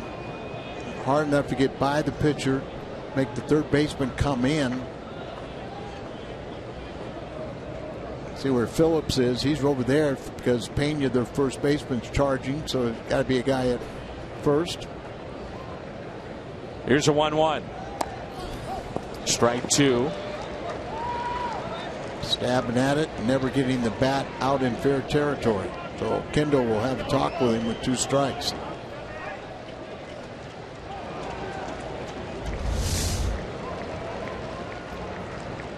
Yeah, the bat angle, it's outside, and he never really had it in fair territory. He just bunted it foul. Let the ball come to you. The question now, will they keep that bunt on? Kind of wanted to see him swing away. He's showing bunt again. And the pitch on 1-2. This time he gets it down. It's a beauty. Parra steps and throws. Phillips to the bag.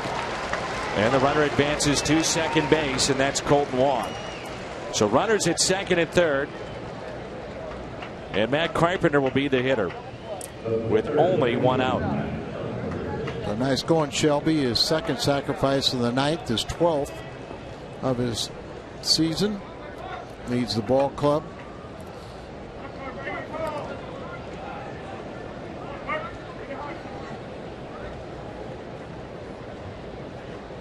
"46 RBIs of his 55 have come with runners in scoring position."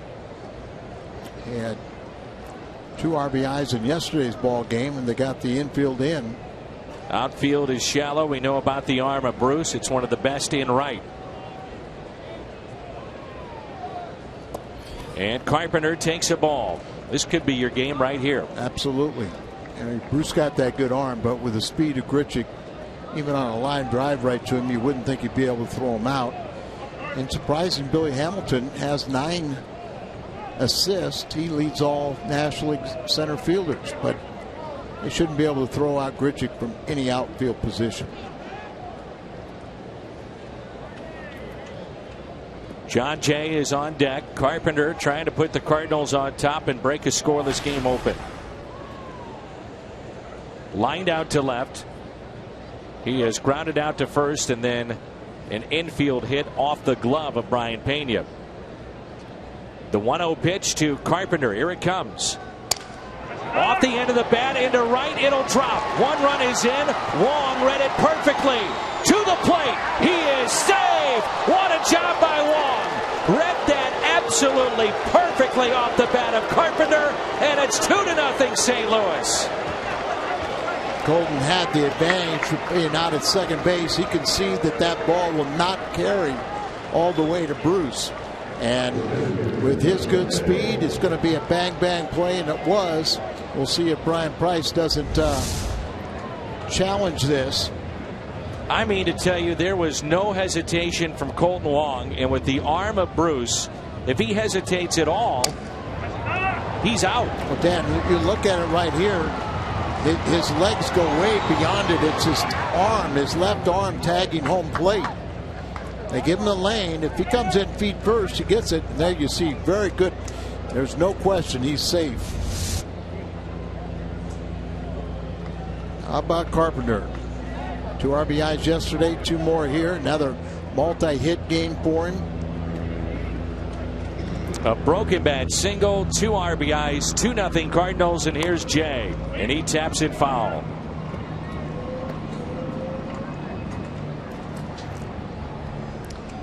The bullpen of the Cincinnati Reds since the break is 0-13.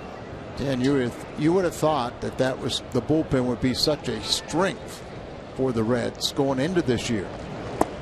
But they lose Chapman in spring training. And she said since the break, 0-13. They've traded Broxton away now, who has done a good job pitching against the Cardinals. The bullpen is 10-27, worst winning percentage in the game among any bullpen. Sam LeCure, right-hander, getting loose. Also a lefty, Ryan Denick.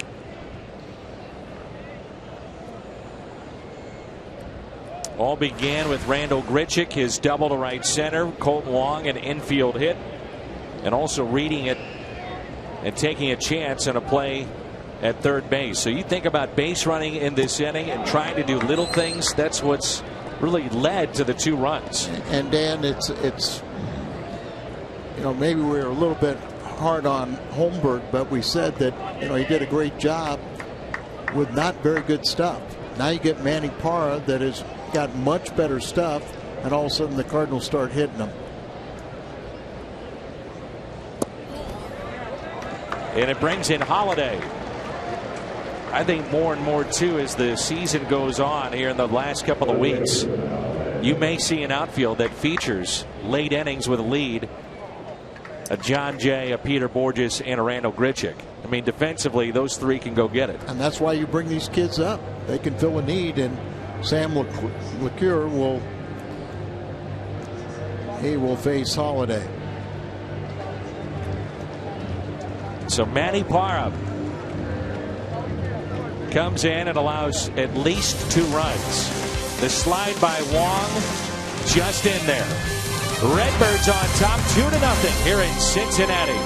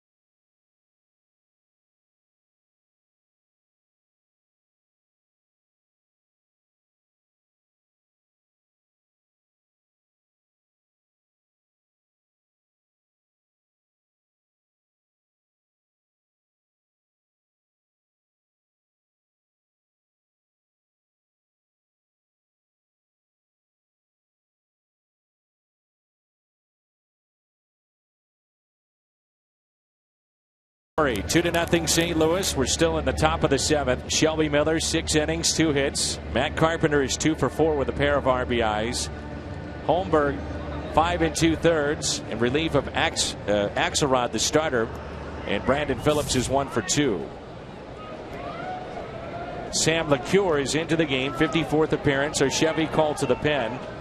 And here is Holiday hitting .350, third best in the National League, with runners in scoring position. Runners at first and second. Holiday now with 81 RBIs. And that's 5th best in the senior circuit. Giancarlo Stanton at 104. Adrian Gonzalez of the Dodgers with 100. The only 2 that are above or at the century mark. Remember, one time this year we didn't think we'd have a 20 home run man or an 80 RBI. And now Peralta has got the 20 home runs. He's second to Holiday with 65 RBIs. And as you just mentioned, Holiday's got the 81 and a chance for more.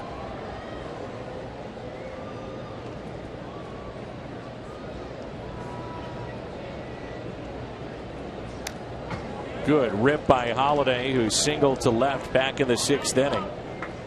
Miami leads Milwaukee. That's in the 3rd at Miller Park, 6-2. Man, oh man. Pittsburgh with a 2-1 lead over the Phillies. That's in the bottom of the 6th.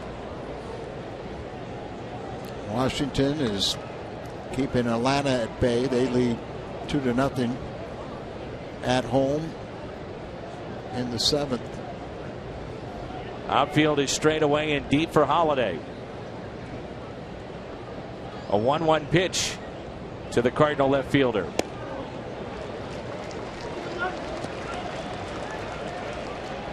He's been nursing a sore back.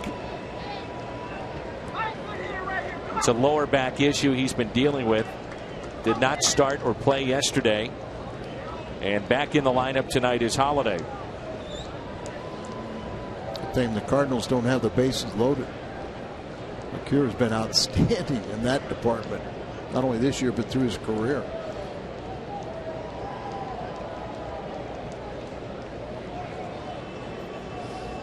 Sam has inherited 4 times a bases loaded situation, and he's stranded all 12 runners. In his career, he's had that situation 18 times, and he's stranded 52 of 54. But we're going to find out what he does here with 2 men on.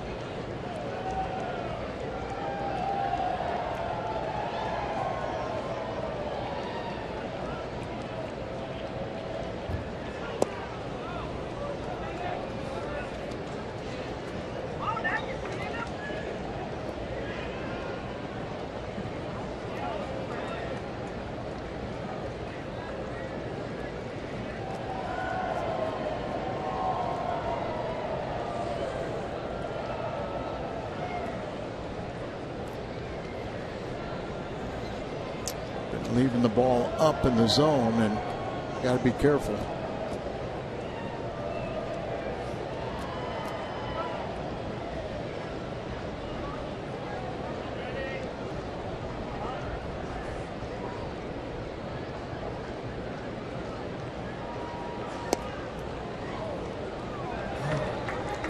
Almost hit for the 18th time.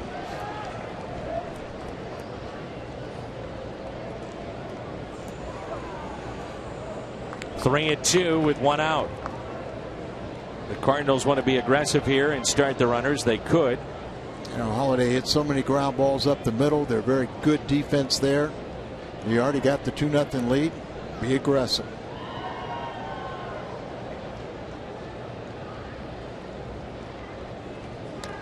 Good cut again and fouled it back. He's had some pitches to hit in this at bat. Yes, he has.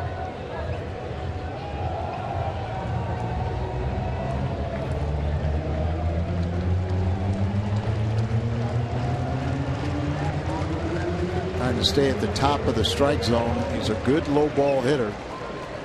Why he hits into so many ground balls, double plays.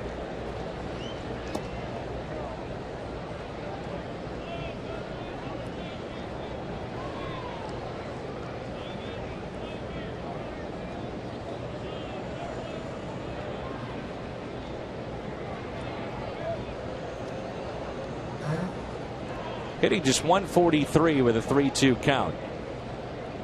Will it change here? Runners do go, and the pitch is popped up. Carpenter back to the bag at second base. The catch is made by Phillips, and Jay back to first.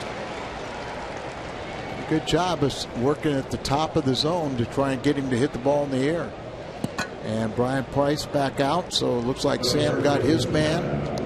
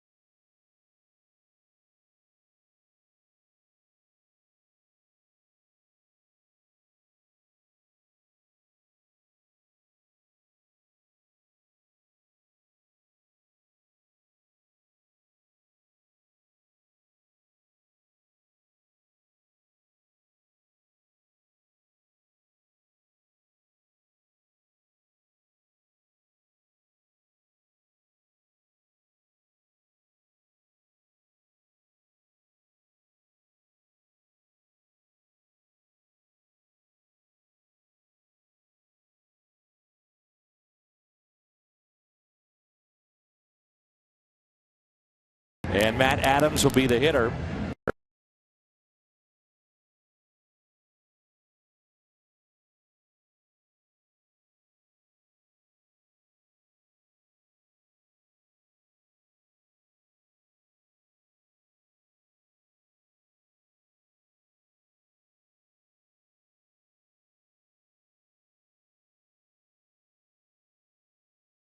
In his major league debut. Originally signed by the Royals, and the Reds drafted him at the AAA level of the 2012 Rule 5 draft. Originally selected 22nd round of 2009 draft by the Royals. And you saw as he was making his warm-up pitches, Matt Adams was really trying to figure him out, trying to really study and see what he has. So runners at first and second. Adams has popped out to shallow center, walked and struck out.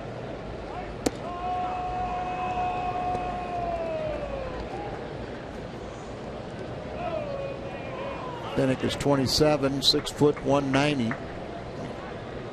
He's from Ohio.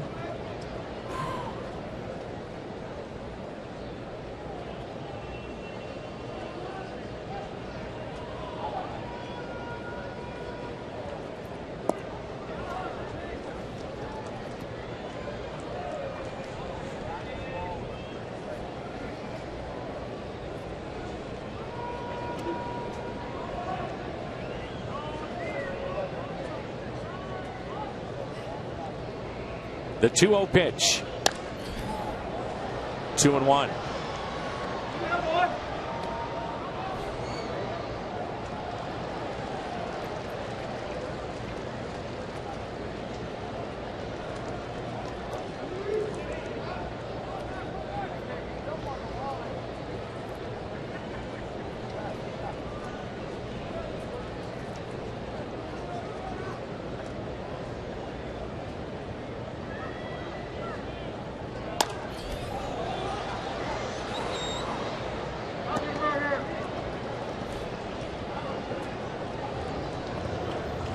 Dennick's throwing about 90, 91 miles an hour.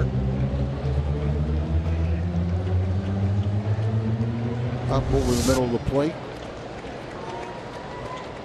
Could be a dangerous spot with the power of Matt Adams at the plate. The 2-2 pitch to Matt Adams with runners at first and second and a 2-run St. Louis lead. Here it comes. And the ball gets away near the Cardinal dugout. And Adams will reach, and it extends the inning to Peralta. Adams strikes out but reaches. So wild pitch on the strikeout. Second time that Adams has struck out. Now Brian Price will go back to his bullpen and ask for a righty. Mesoraco wanted the ball down but failed to block it. So extends the inning. And this is the excitement you can have with September call-ups.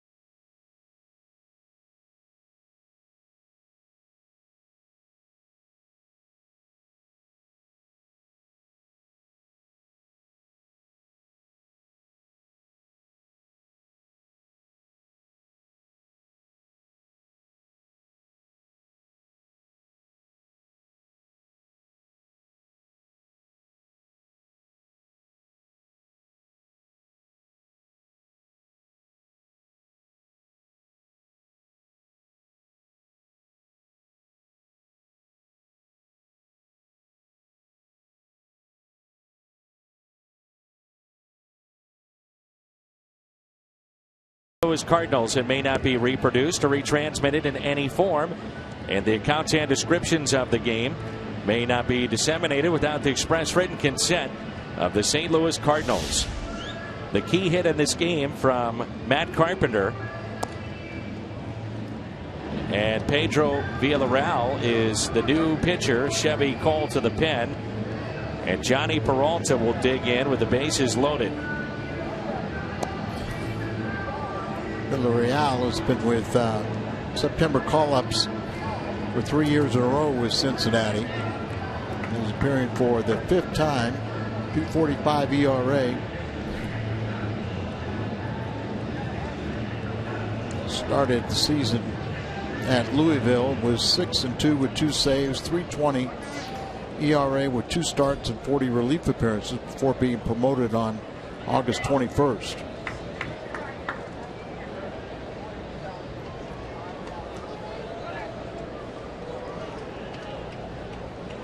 Bases loaded. And a chance for Peralta to bust open this game. Second time the Cardinals have had the bases loaded. First pitch is a strike. 4th reliever used this inning by Brian Price.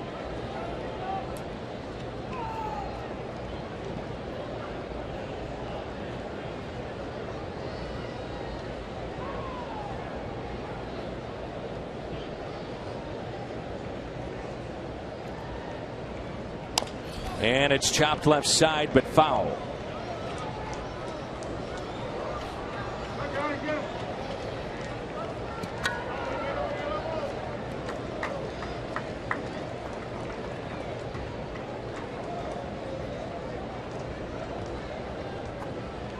Six foot, 227. He's 26 years of age. Born in Texas, resides in Dallas.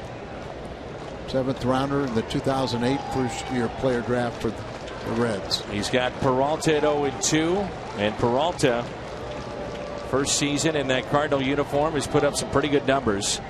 Tops in home runs, 2nd in RBIs, leads a team with 35 doubles, which is 7th best in the National League, and he'd love to add some damage and scoring here in this 7th inning.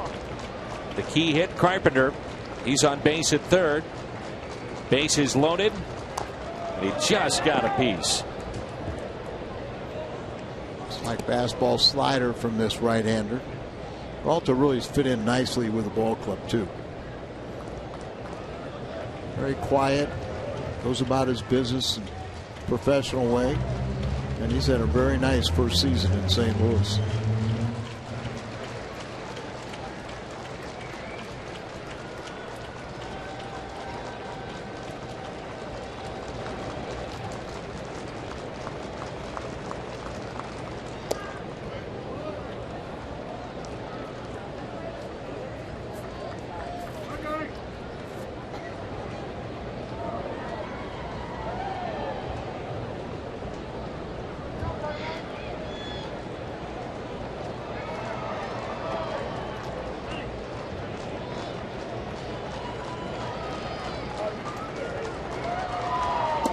And a swing and a miss and a strikeout of Peralta. Long inning with all the pitching changes comes to a close. Cardinals on top. Time to stretch.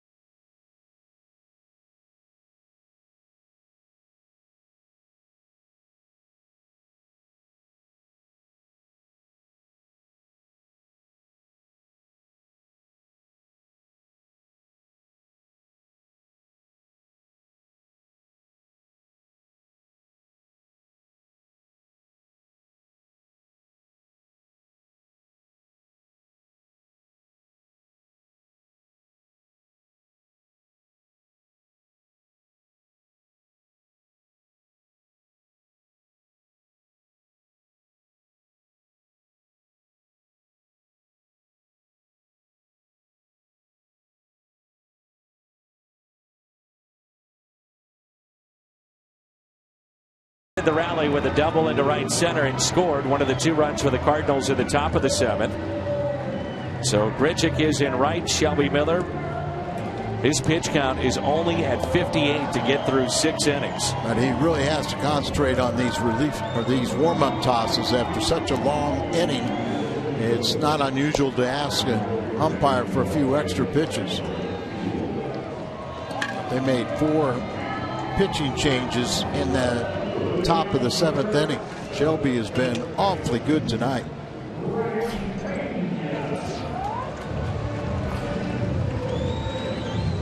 Not many ground balls, but not many balls been hit hard. Just allowed 2 hits and no walks.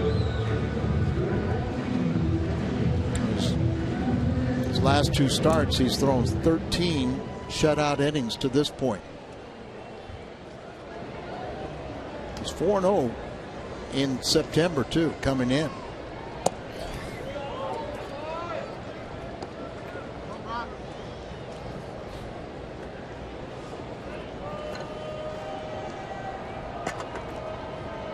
Here's Brian Pena, then Todd Frazier and Devin Mesoraco. 0-1 pitch. Floats in there for a strike. And quickly 0-2. And of course, that 4-0 is over the course of his young career.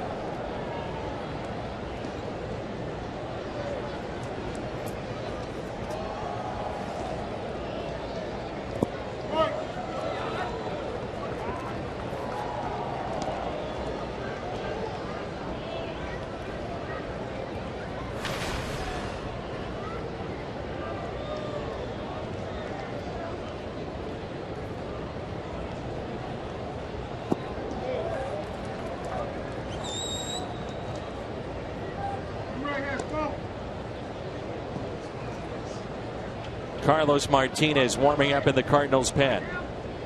And it's a rested bullpen because of Adam Wainwright and what he was able to do yesterday. And it's a swing and a miss held on to by Yadier Molina. And the strikeout is number 4 tonight for Shelby Miller. See Carlos as he's pitching his best baseball of the season his last few times out of the bullpen.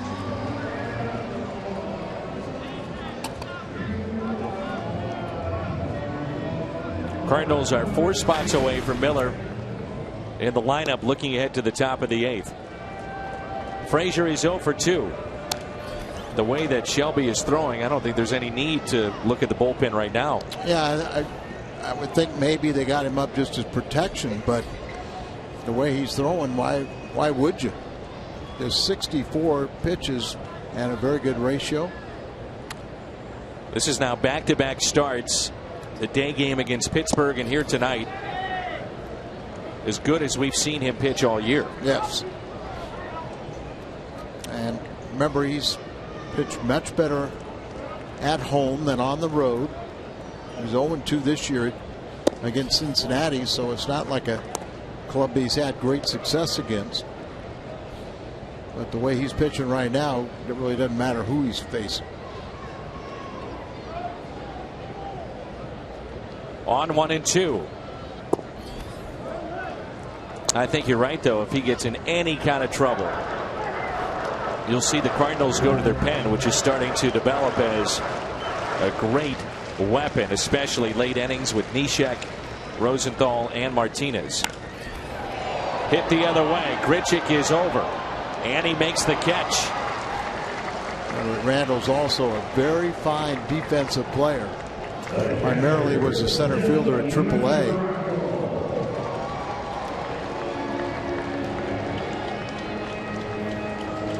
Here's his numbers in his last start: 102 pitches.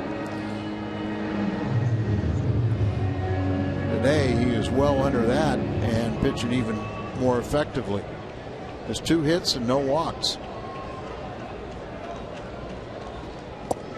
Good curveball. To me, that curveball has really improved here in the last month. No doubt. And of course, you get in a game like this, all of a sudden you've worn down and you find that real good release point, and he's following through with it good. Throw the ball down there, and you know, when he has the 4-seam fastball that he can throw at the top of the zone, And when you're seeing pitches down from the curveball or fastball and then go elevate it, not that sinking action at 95. Pretty nasty stuff. And there's a look at the breakdown today, what he's done. When A.J. Brzezinski came to the club, he started throwing his fastball a little bit more. There's the curveball outside. 2-2 on Devin Mesoraco.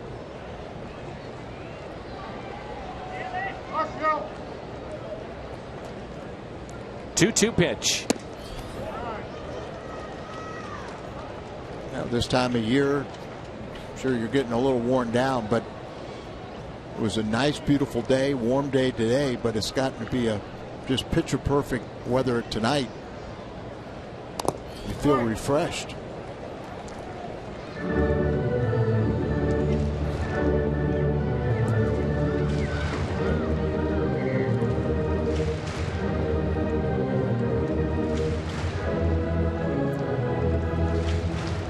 Got three infielders on the left side, so it's easy for guard the line. No doubles down the line.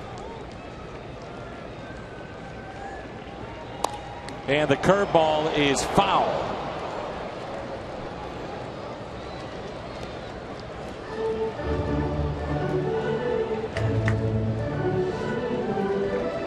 I think also one of the reasons you get the bullpen up, Dan, is that this is such a good outing, and you piggyback it with his last one. You want to make sure in a 2-run game that you just everything is positive, something he can really continue to build. And a ground ball hit to the left side. There's Peralta, gloves and throws, and a 1-2-3 inning. The stretch by Adams. Shelby Miller is cruising here tonight. 2 hits allowed.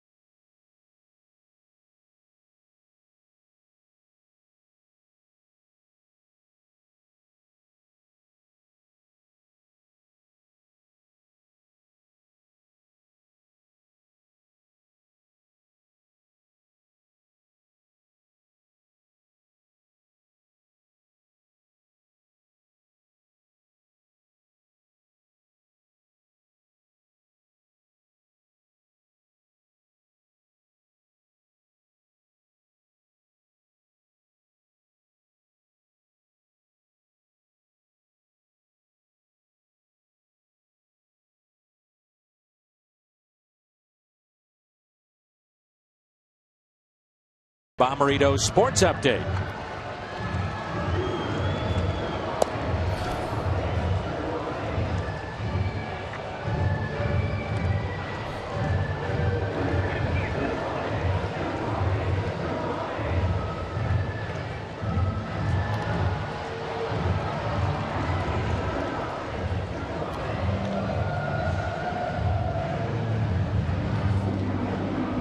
All right, guys, thanks. Looking forward to the postgame show. The Cardinals with a 2-0 lead. Here at the top of the 8th inning, Shelby Miller, as sharp as we have seen him this year. He does have a couple of complete games. And one of the best games he's thrown this season was against Toronto when the Cardinals really needed a good start. That was in early June, and a 5-0 win for the St. Louis Cardinals. He had a no-hit bid, by the way, in the 6th inning, you may recall, of that game. Still work in progress. We talked about how young he is, 23, and looking for his 25th career victory here tonight. It'll be Molina, Grichuk, and Wong, and then Miller's spot. Cardinals did get their 20th shutout yesterday as Wainwright got his 17th victory and got his 4th complete game, but not his 3rd shutout. But they have 19 shutouts. That's the most since 1985 when they had 20. Wainwright is really owned at times the Milwaukee Brewers. 5 complete games against Milwaukee since 2010. That's the most of any pitcher against any other team in that time span. And right now, Wainwright, after the game yesterday, is 3rd in ERA in the league. Kershaw 1.70. Wainwright is 2.62. He's 1st in wins with Bumgarner, Kershaw, and Cueto. And he and Johnny Cueto, the only 2 over 200 innings this year. We'll see Johnny later in this series. Thursday, and Kershaw goes for number 18 tonight. I was looking at some of the numbers for Cueto the last 3 seasons. He's 50 and 25 in his last 99 games. I mean, that's if dominating. But if you give Homer Bailey $100 million, what is Cueto worth? What's Lance Lynn worth? He's got to get there. I mean, he's still, what, 4th year or so, but a couple more years under control of the Cardinals. But you're absolutely right. Lance Lynn put his name and he put 1 letter behind it, and it's a W.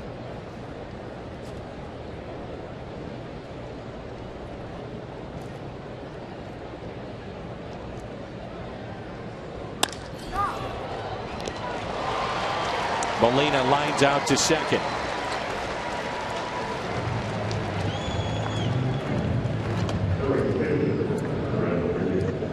Richard got it all started leading off the 7th.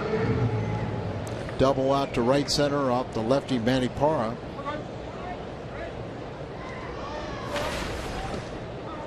Grichuk, the double.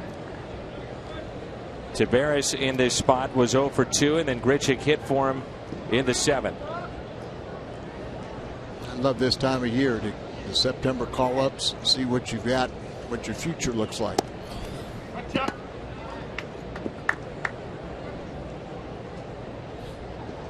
This is Tony La Russa's type of game. Go to your bullpen. Yeah, you go to your bullpen anytime you want. Just keep going to him. Grichuk is 2 for 2. He's a different hitter since he's come up, and if you'll watch him with his swing, you'll see him on his back foot a little bit more. Talking with him the other day about this, he is back and then explodes. And he said he went back and looked at video from when he was first called up, and he said, I was just so anxious. I was always out in front, not staying back, and also trying to make a conscious effort to not pull off the ball, which he did an awful lot early on too. Yeah, he really didn't make much contact, to be honest, but he is now 10 for 23 since returning. And he also told me he wanted to be more aggressive this time, and that's just, the more you're here, the more you feel comfortable. That's why I think it is so important to bring up guys, even if you don't feel like they're going to contribute, but to bring them up and expose them to this atmosphere, expose them to what a pennant race is all about. You know, they're going to go back saying, that's where I want to be. I'll work all the harder to get here. And also to see what major league players do in preparation, how much work they all put in.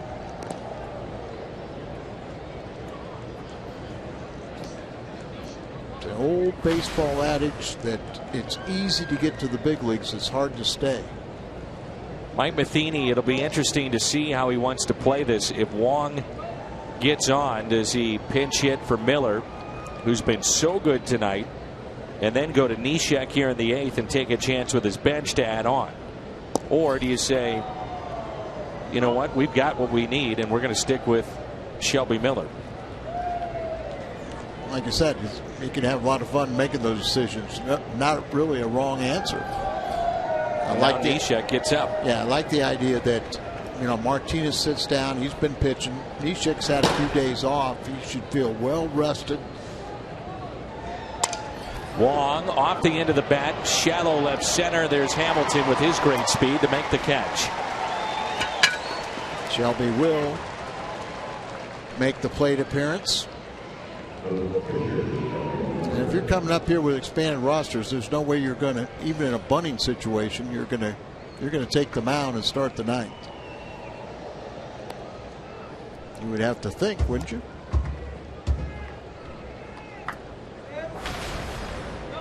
Or bottom of the eighth, but bottom of the eighth.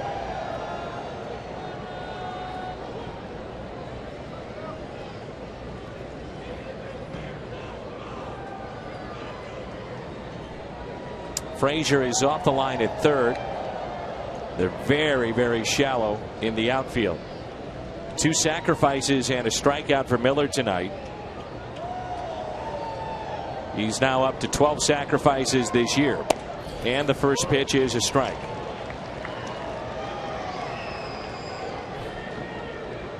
Runner at first is Randall Grichuk. Pittsburgh is now opened up a 6-1 lead midway through their game with the Phillies.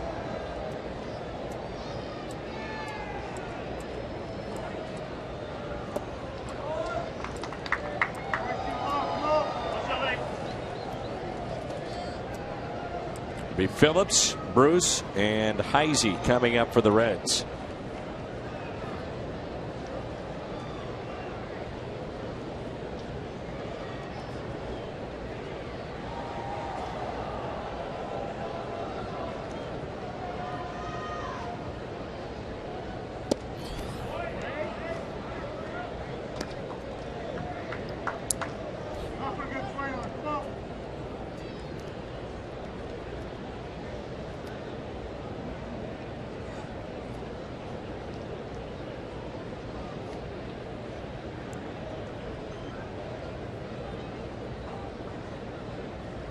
A 2-1 pitch to Miller. Popped foul and out of play. Where Shelby, how he's progressed since making his major league debut on September 5th, 2012.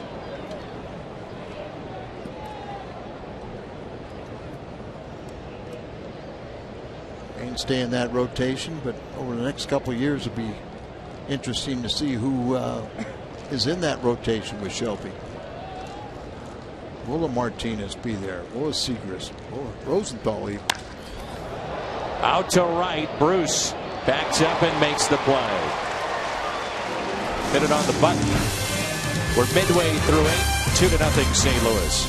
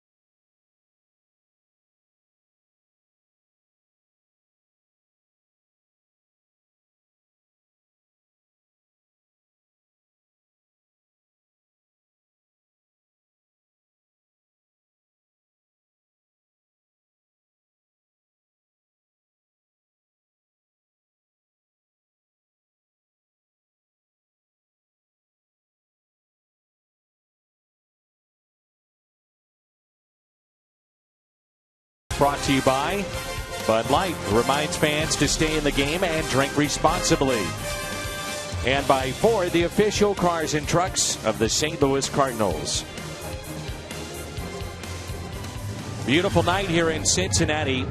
And after tonight, games 2, 3, and 4 will be seen on Fox Sports Midwest. Thursday is a day game and an early start back home in St. Louis.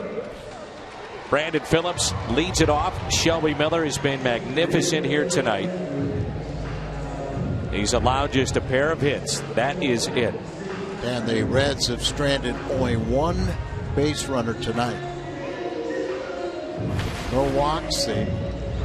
Brandon Phillips was the first hit for the Reds back in the second, and then he was erased on the double play ball off the bat of Bruce, and then a leadoff base hit, a double by Mesoraco in the fifth, and that's it.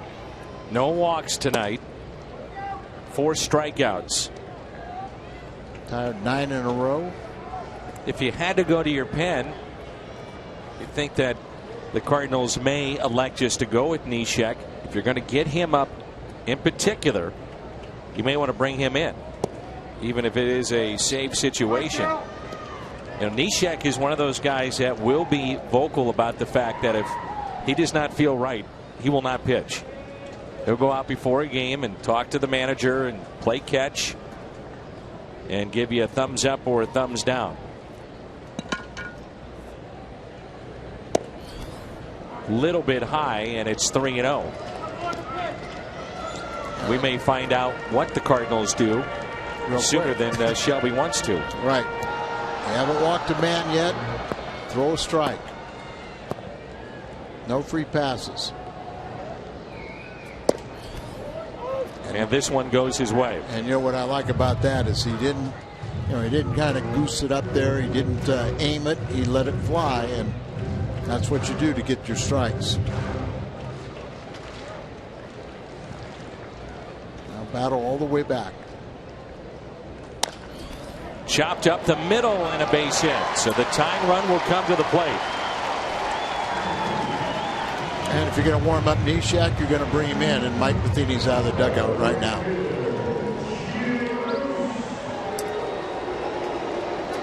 It's interesting that we did not see a lefty up and throwing, knowing that Jay Bruce is coming to the plate. But Bruce has had terrific power numbers against lefties. So Cardinals go to their pen.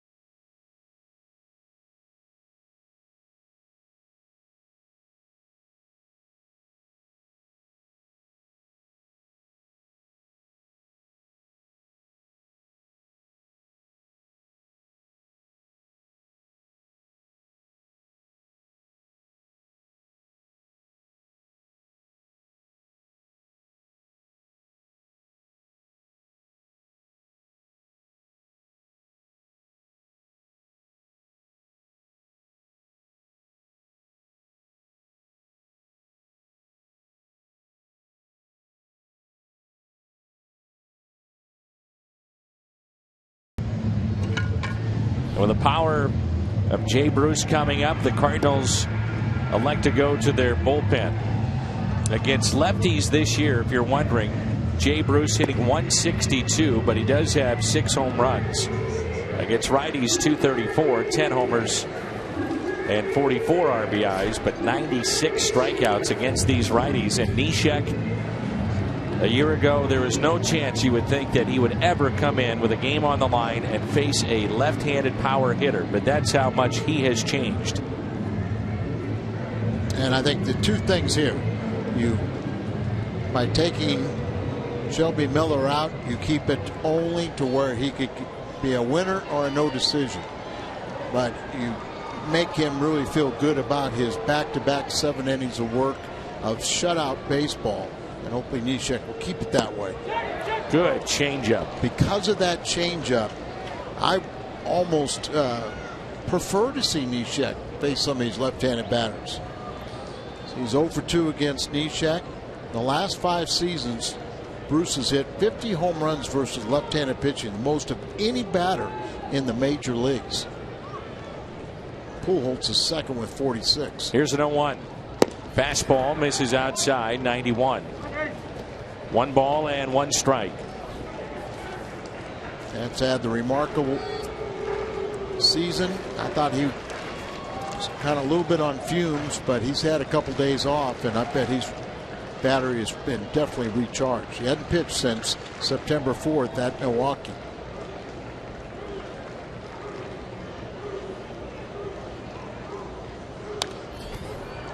Two strikes. Now, I almost wish that he wouldn't have thrown that changeup on the first pitch. You know, having that in reserve, but his changeup to a left-hander is so good, and now that he's got 2 strikes, a lot of times that's going to be the out pitch. Miller did not allow a run when he was on the mound. Now that run at first could be charged to him. You see his relief only drew Storen better. What concerned you about Shelby was the 20 home runs he allowed this year.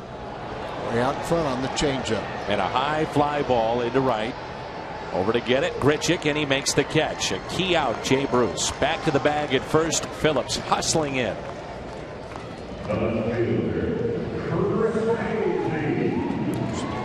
Neshek needed some work, and now if you can come out and put up a shutout inning, get the double play ball off of Heisey.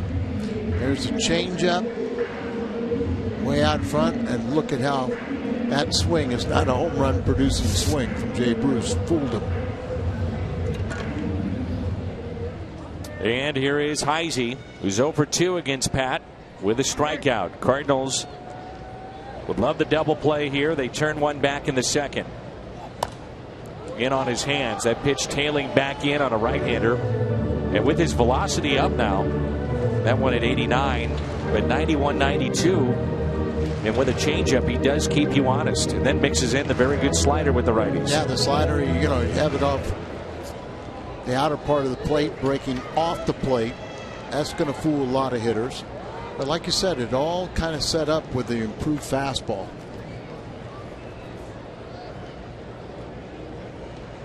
There's a slider. Didn't do much, but it's also in an area where you aren't going to get hurt.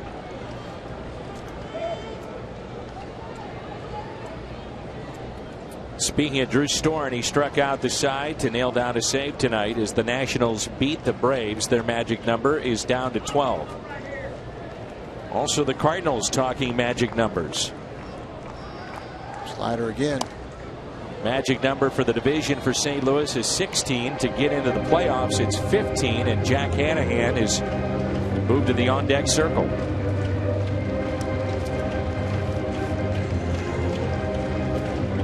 Chapman,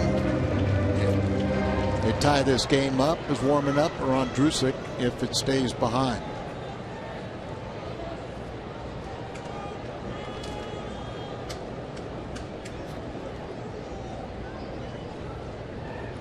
Here's a 1-2 and a double play ball. 4, 6, 3 with the double play. Neshek comes in, finishes off the Reds here at the bottom of the 8th. 2-0 St. Louis.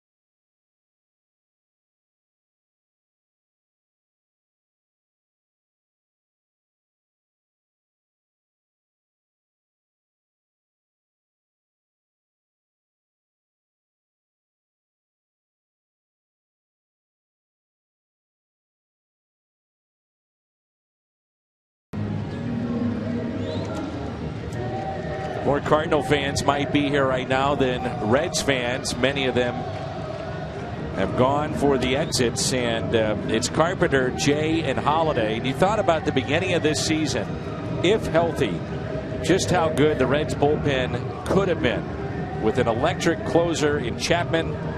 They had Broxton, they had Marshall, they had a couple of pitchers that had decent years coming back last year. And that's just not the case, and their bullpen right now is on the hook. Their starter was out after 7 pitches tonight.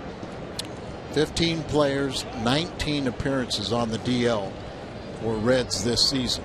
And Latos went out the first day of spring training, and they did recover. They played well the first half, but then it hit them in the second.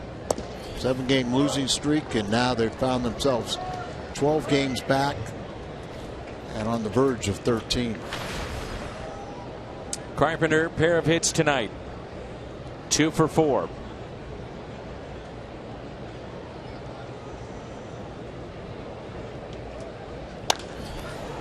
Lines it out to left, but the catch is made. 1 down. Villarreal has come in and only allowed a single, and he's in his 3rd inning of work. Finished up the 7th, pitched the 8th.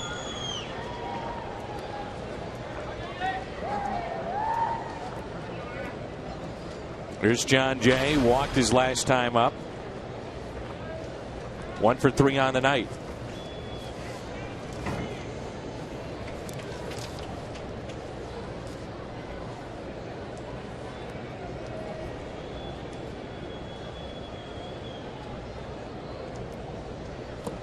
Trevor Rosenthal is tied with Craig Kimbrell for the saves lead with 43. If he comes in, he'll be looking for save number 44, and he would be all alone atop the saves list in the National League and closing in on the all-time single season saves record for St. Louis, held by Jason Isringhausen and Lee Smith. 2 balls and no strikes.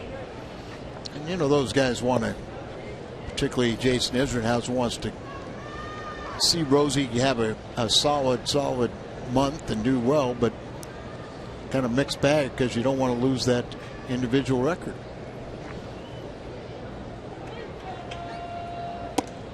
Three and 0.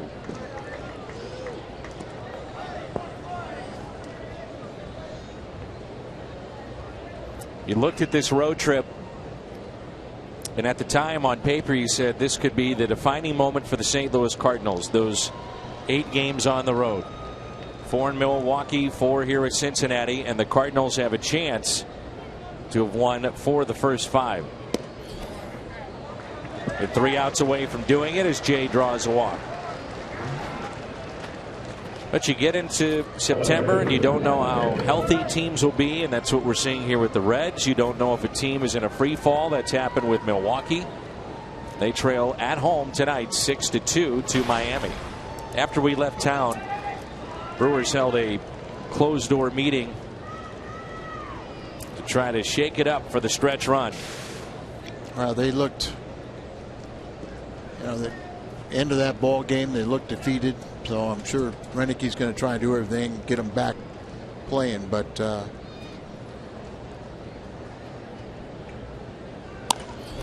off of Villarreal, nobody at the bag at first, and Jay on his way to third. It's a base hit, and runners at the corners, and Villarreal is shook up. You can understand why, and a bullet off the bat of Holiday, and there's 1 out, runners at the corners. Second time that the medical team has come out for the Reds to check on one of their pitchers. Last time they had to take their starter out. That was Axelrod.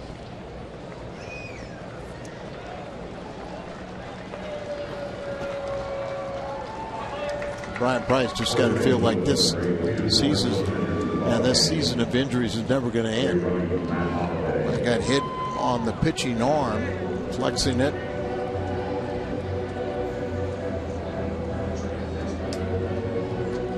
And that'll be it for Holiday. Peter Borges will be the pinch runner. And obviously will go in, play center field, and have that good defense you were talking about. Really a heads-up play by John Jay. This ball off of Villarreal. And he got to second base, and at that point pretty much realized it and then said, why not? Let's take a chance. Move paid off. Pay attention, stay aggressive. And the first pitch from Villarreal was completely over Mesoraco's head and all the way back to the screen. So we'll try it again, see if he has a little better command. He says he's okay.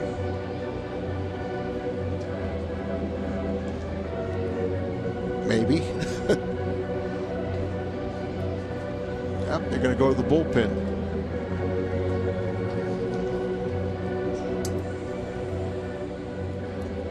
Looks like they're looking at the wrist and the forearm of Villarreal, and that'll be it.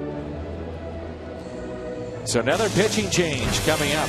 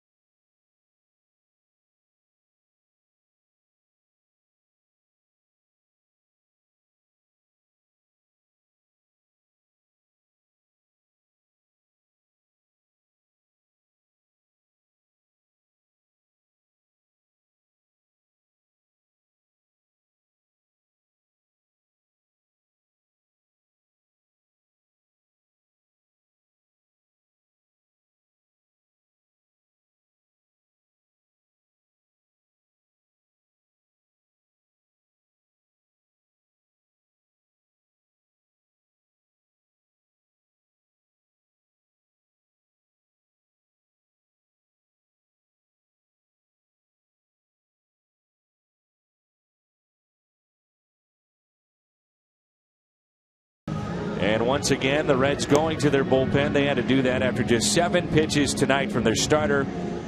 And the big righty is in for the Reds.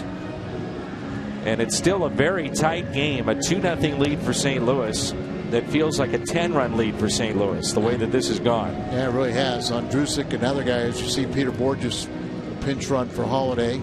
Andrusik's had a tough year. ERA close to 5. He is 3-3 on the season. But he's one of those guys I mentioned earlier that showed promise last couple of seasons. They felt he would be a stabilizing force in their pen if healthy. He's had 3 blown saves and at times has really struggled. And Andrusik is the one that gave up the dramatic home run to Matt Adams, you may remember, last year at the 16th inning, when Adams had 2 in that game and his second in extra innings. And Dan, you mentioned at times he struggled, and health has been an issue. He was on the disabled list with a strained right shoulder. They tried hard to compete here, but those injuries eventually took their toll, and I think they'd like to forget about this season. Cardinals would like to keep on beating up on them. Cardinals have won 9 of the first 12 meetings. And we have another weekend series with Cincinnati back in St. Louis. Well, this guy, it might be good news for him coming into the game because his ERA against the Cardinals this year is near 10. So Andrusik, who had been up in the pen, takes his time to get loose, and here we go. Runners at first and third. 2-0 St. Louis lead, and only one out. Matt Adams tonight with a pair of strikeouts. Also popped out to shallow center and has walked.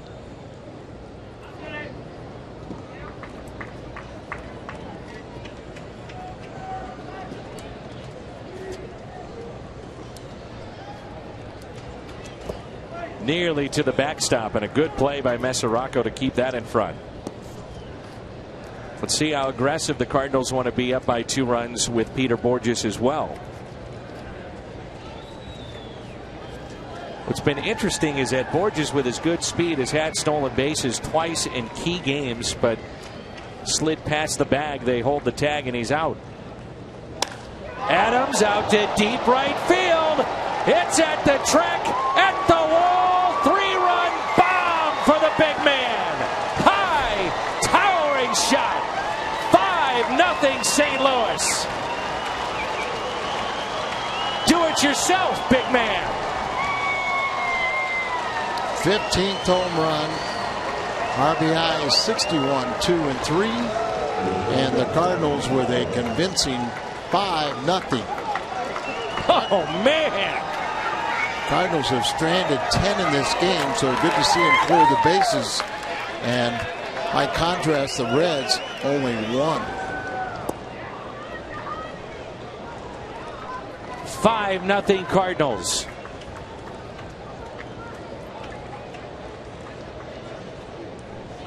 I think Logan Andrusik has seen enough of Matt Adams. On a hop to second base. Phillips is there.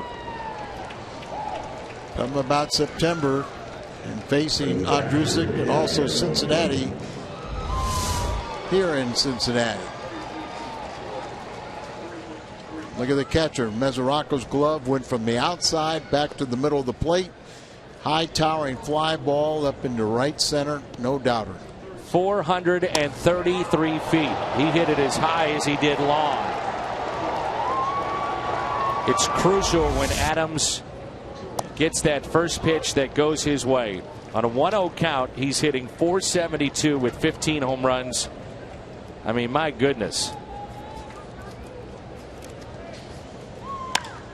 And Molina hits it down the right field line, and that's out of play. So with this not being a safe situation, a 5-run lead, Sam Freeman grabs a baseball and starts to get loose.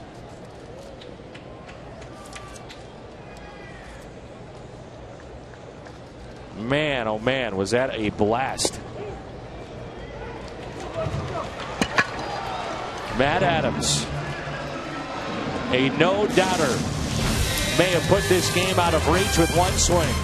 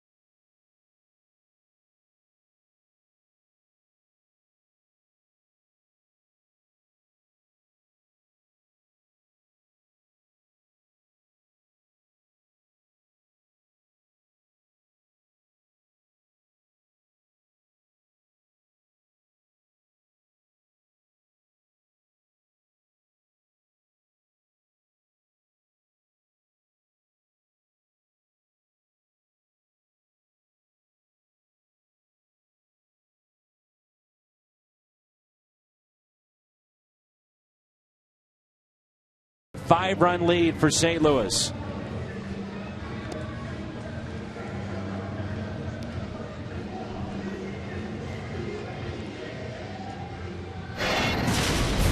The first inning, besides being down 5-0, their starter, Axelrod, injured his oblique.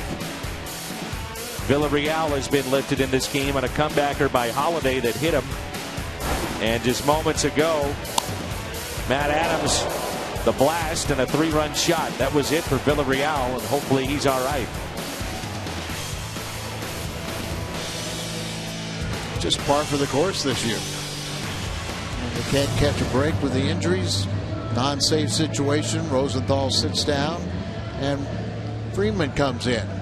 Sam has really done a nice job.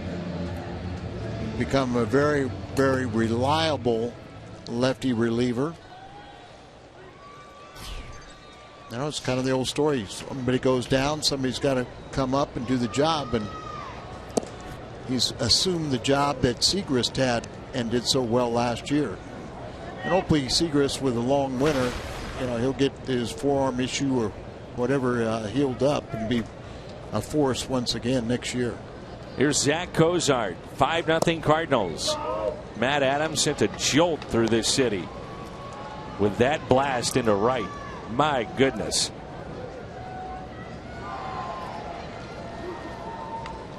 Cardinals hold on. Shelby Miller would pick up the win. There's a ground ball that's hit to third. And Miller would improve to 9-9. And it would be win number 80 for the Cardinals with 18 games to go. Ryan Ludwig will be the pinch hitter. Shelby Miller is our Budweiser player of the game. Only 81 pitches, gets through 7 innings. 3 hits and 4 strikeouts. No walks for Shelby. Power pitcher and efficient pitch count. Well, you love to see that. Absolutely. And back-to-back 7th innings, 4 quality starts in a row. You know, you just... Well, you bring up a power pitcher that gives you that type of pitch count. And I say that because strikeouts, while you love them, it does up a pitch count. And many times walks have been an issue this year for Shelby Miller. Well, he leads the staff in second in the National League in walks and home runs allowed, and he avoided both of them tonight.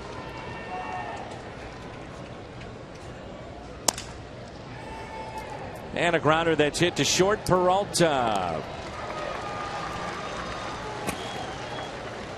A chance at a shutout for St. Louis, which would tie the 1985 St. Louis Cardinals for the most shutouts in a season with 20. Cardinals at 19 and 1 out away. They almost had number 20 yesterday. Also, it would break the tie with Tampa Bay, who has 19 shutouts. So 20 would be tied with 85, like you say, but also the most in baseball this year. And that 20 tying 85 would be the most in a single season since 1969.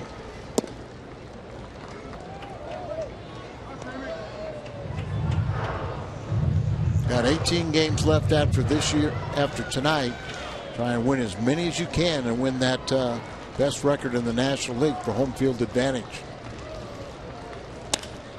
Fly ball lifted to right. This could do it. A diving catch. And did it end it? It did. A diving catch in right field. What a way to end this game. Pitching, defense, and a bomb from the big man. It all adds up to a 5-0 win for St. Louis. Like we said, it was a small crowd here. Wasn't much atmosphere, but you got to manufacture it. And the Cardinals behind Miller did an outstanding job of playing this game all the way through and end on a great catch defensively by Grichuk, who was a hitting star, 2 for 2, and got the game-winning rally all started. The play by Grichuk as we head to the postgame. What a play. Cardinals, as we speak, up by 5. 18 games to go. St. Louis, we're having some fun. Postgame is next.